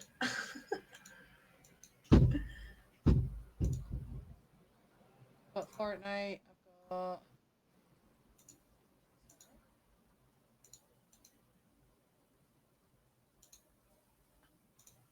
I'm sending you on this. Oh my god! How did? Yeah, this is it. I just dragged them all into CapCut. I don't know why that one didn't come through. I literally opened that folder, dragged all of your clips into CapCut, and then clipped them together. So I don't know where that one went. 2 seconds, because I need to open it on this PC.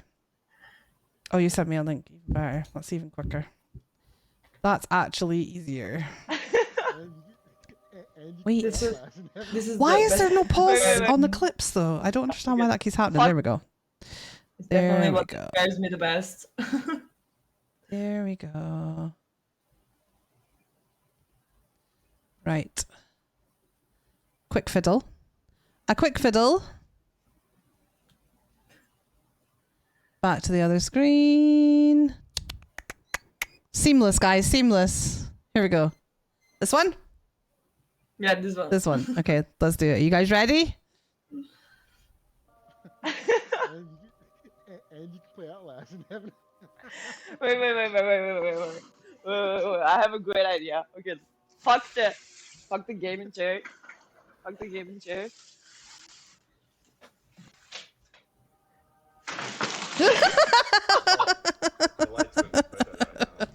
Oh, thank God.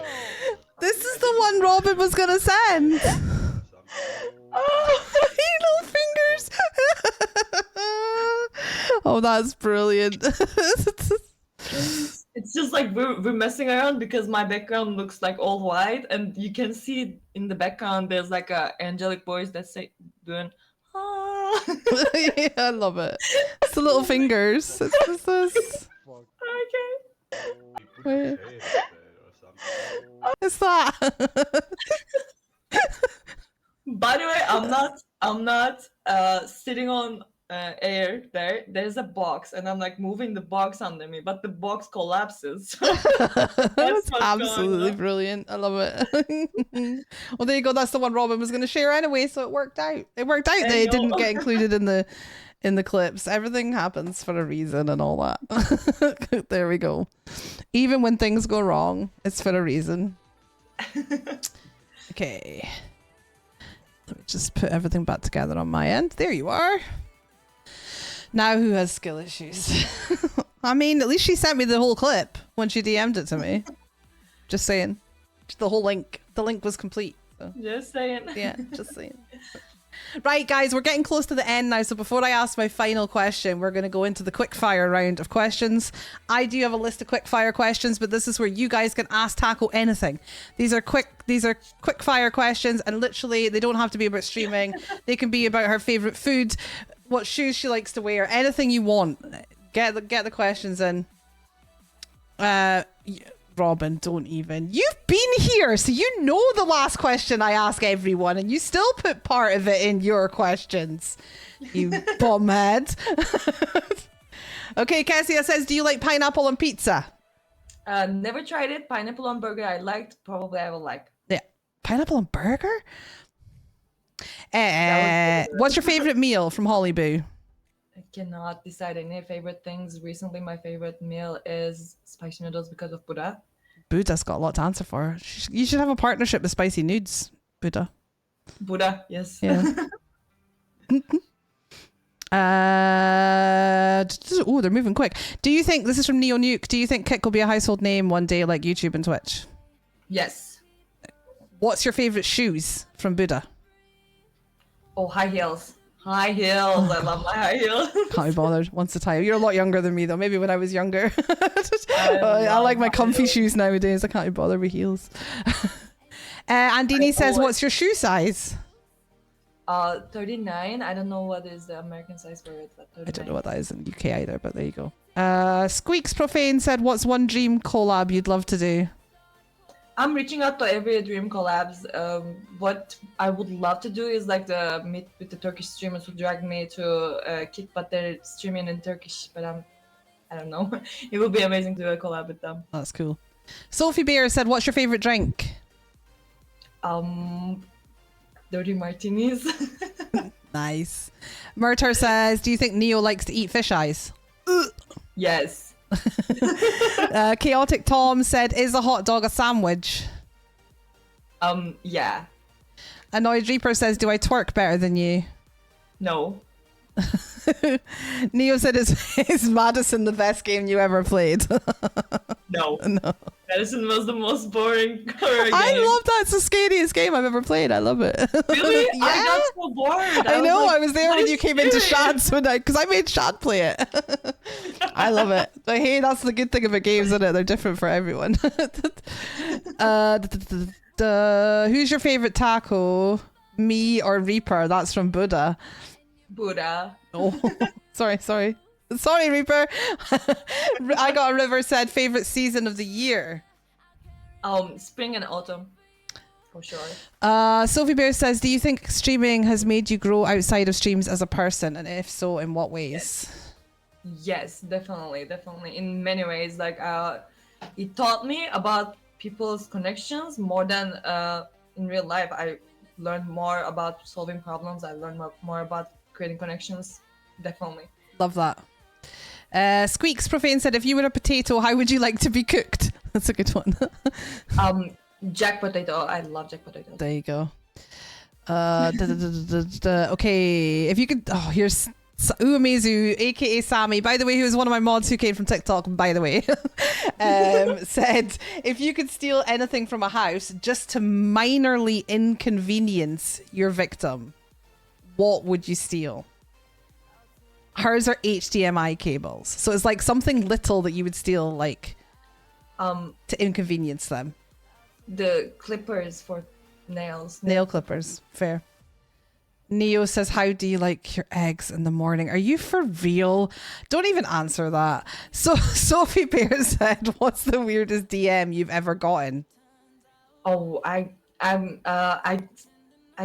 got a DM from the top of my building. You got a DM from the top of your building? What, Yeah. someone who lives there? I don't know.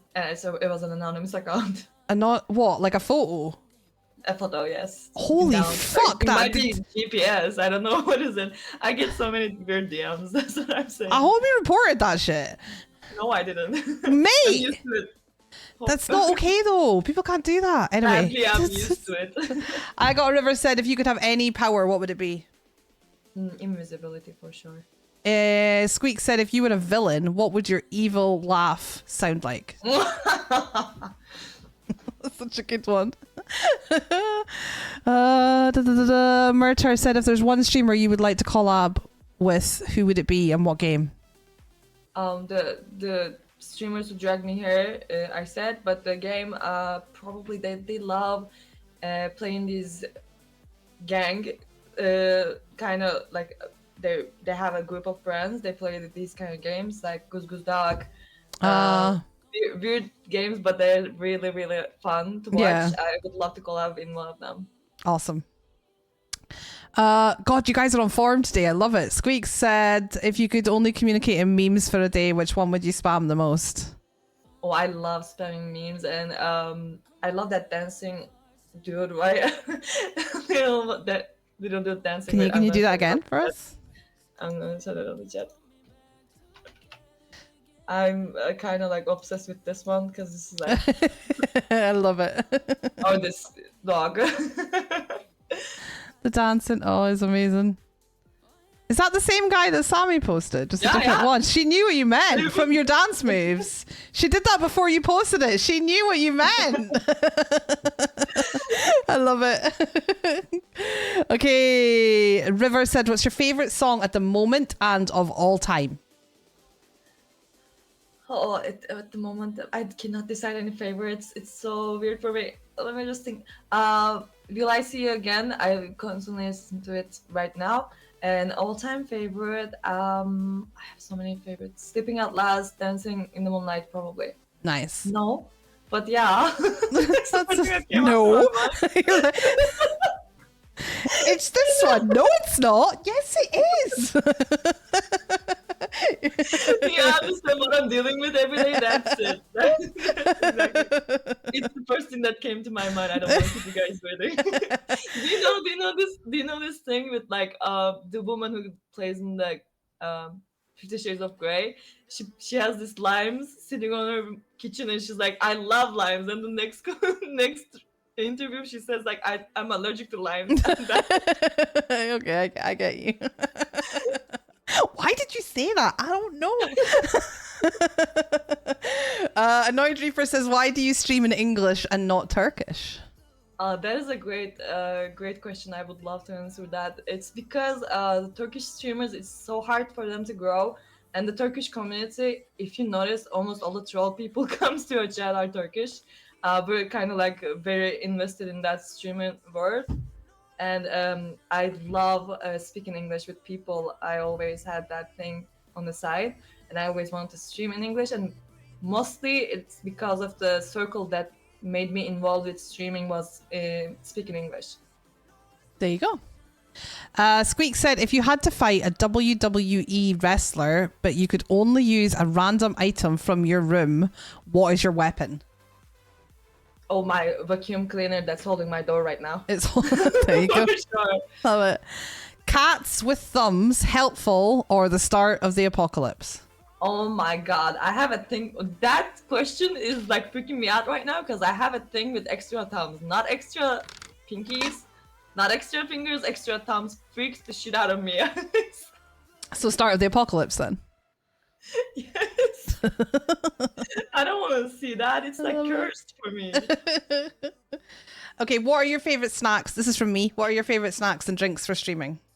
I'm a girl dinner type of girl, so I create like a little bit of everything. I have like carrots, pickles, little chocolate pieces, and like these rice crisps. That things like I love having like a snack plate. Yeah, next like to me. picky food we would call it. Like picky. Yeah, Yeah. just like something like to munch on. Yeah, I love that kind of snacks. Okay, Squeaks asks, what's the most ridiculous lie you told chat with a straight face? I found the one. Oh my goodness. Okay, Squeaks also asked, if your stream was a late night infomercial, what would you be selling? The panties that doesn't leak. Wait, what? Panties that don't leak? Yeah. Why do your No? why do your panties leak? I don't know. Sweat? I don't know. We're sitting here for a long time, guys. I don't know what. Do you need a pee? Do you need to go to the bathroom? Okay. No pee. But I'm like sweating on my ass. I did not think that was going to be your answer. I didn't think that.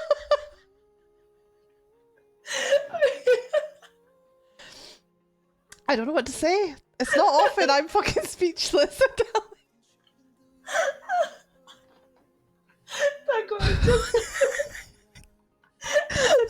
That did get weird fast. Panties that don't leak. Yeah, they're called nappies.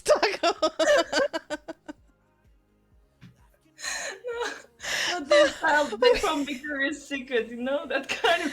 So you want sexy panties that don't leak? That don't leak? Leaky panties? Oh my god. Hi, McLeods. We were just talking about Taco's leaky panties. It's Taco wearing a sieve. What is a sieve? The thing that you would like drain, like in your kitchen, you might drain your pasta in it, or put flour through it if you're baking. You know, the holy thing. Order your Tenna lady. That's what we need to talk. We need to talk about Tenna lady. Oh, no. I was behaving really well until the end of No, the I love stream. it. It always gets chaotic at this point. You're good. Okay, if you could travel anywhere with anyone, anywhere in the world with anyone, where and who? If That's I from could me. travel anywhere, I would definitely travel somewhere far away from everyone and in the middle of nature. With who? With the love of my life. Hopefully one day I will find. You and your leaky panties. What is a leaky panties? Don't forget to pack your leaky panties. Vicky Panties. Okay. Okay, guys, Come up thank with a you. name. Thank you so much, guys, for all your questions. That was epic. Oh, there's one more. If your mods were a boy band, what would their group name be?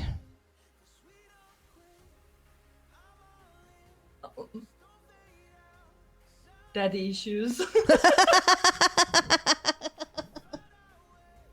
I love it.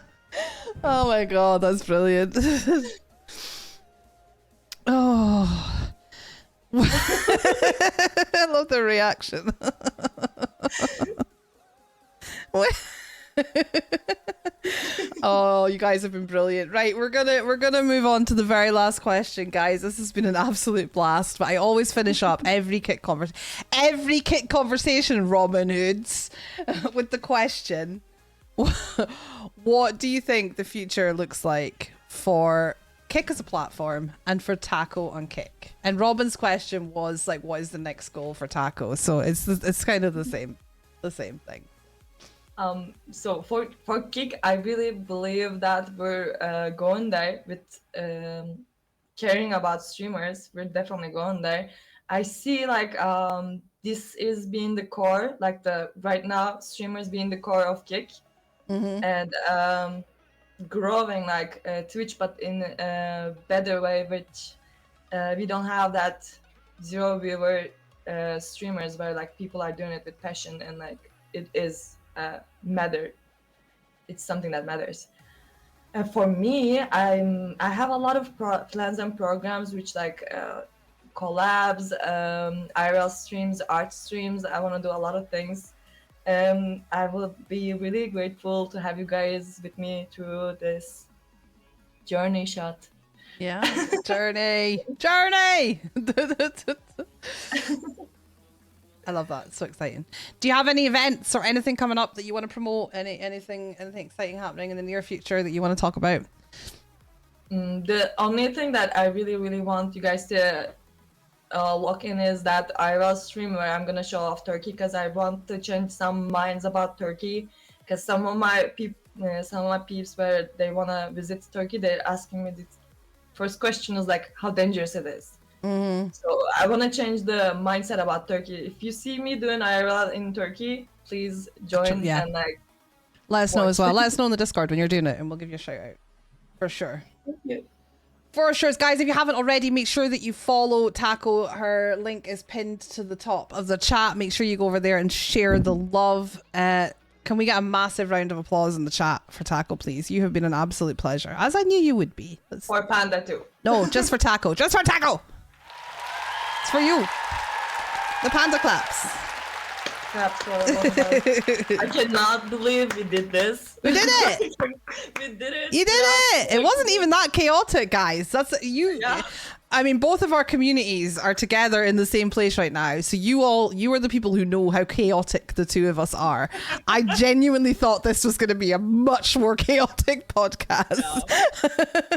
It was all very good. Thank you so much for inviting me. No, here. Thank you so much. Thank you for coming, and thank you, your community, for being incredible, and thank you again to my community for the support and my mods for being awesome and looking after us on the front page and all the shiz that comes with that. So yeah, but thank you so much, and we will see you soon. Thank you for being here. I don't want you to go, but it's time. I need to go. I know. I know, it's like I said, that's 3.5 hours we've been talking for. Wow. I told you it just disappears. The time goes fast. Thank you so much. We love you very, very much, and we'll see you soon. Yeah. Mwah. Love you.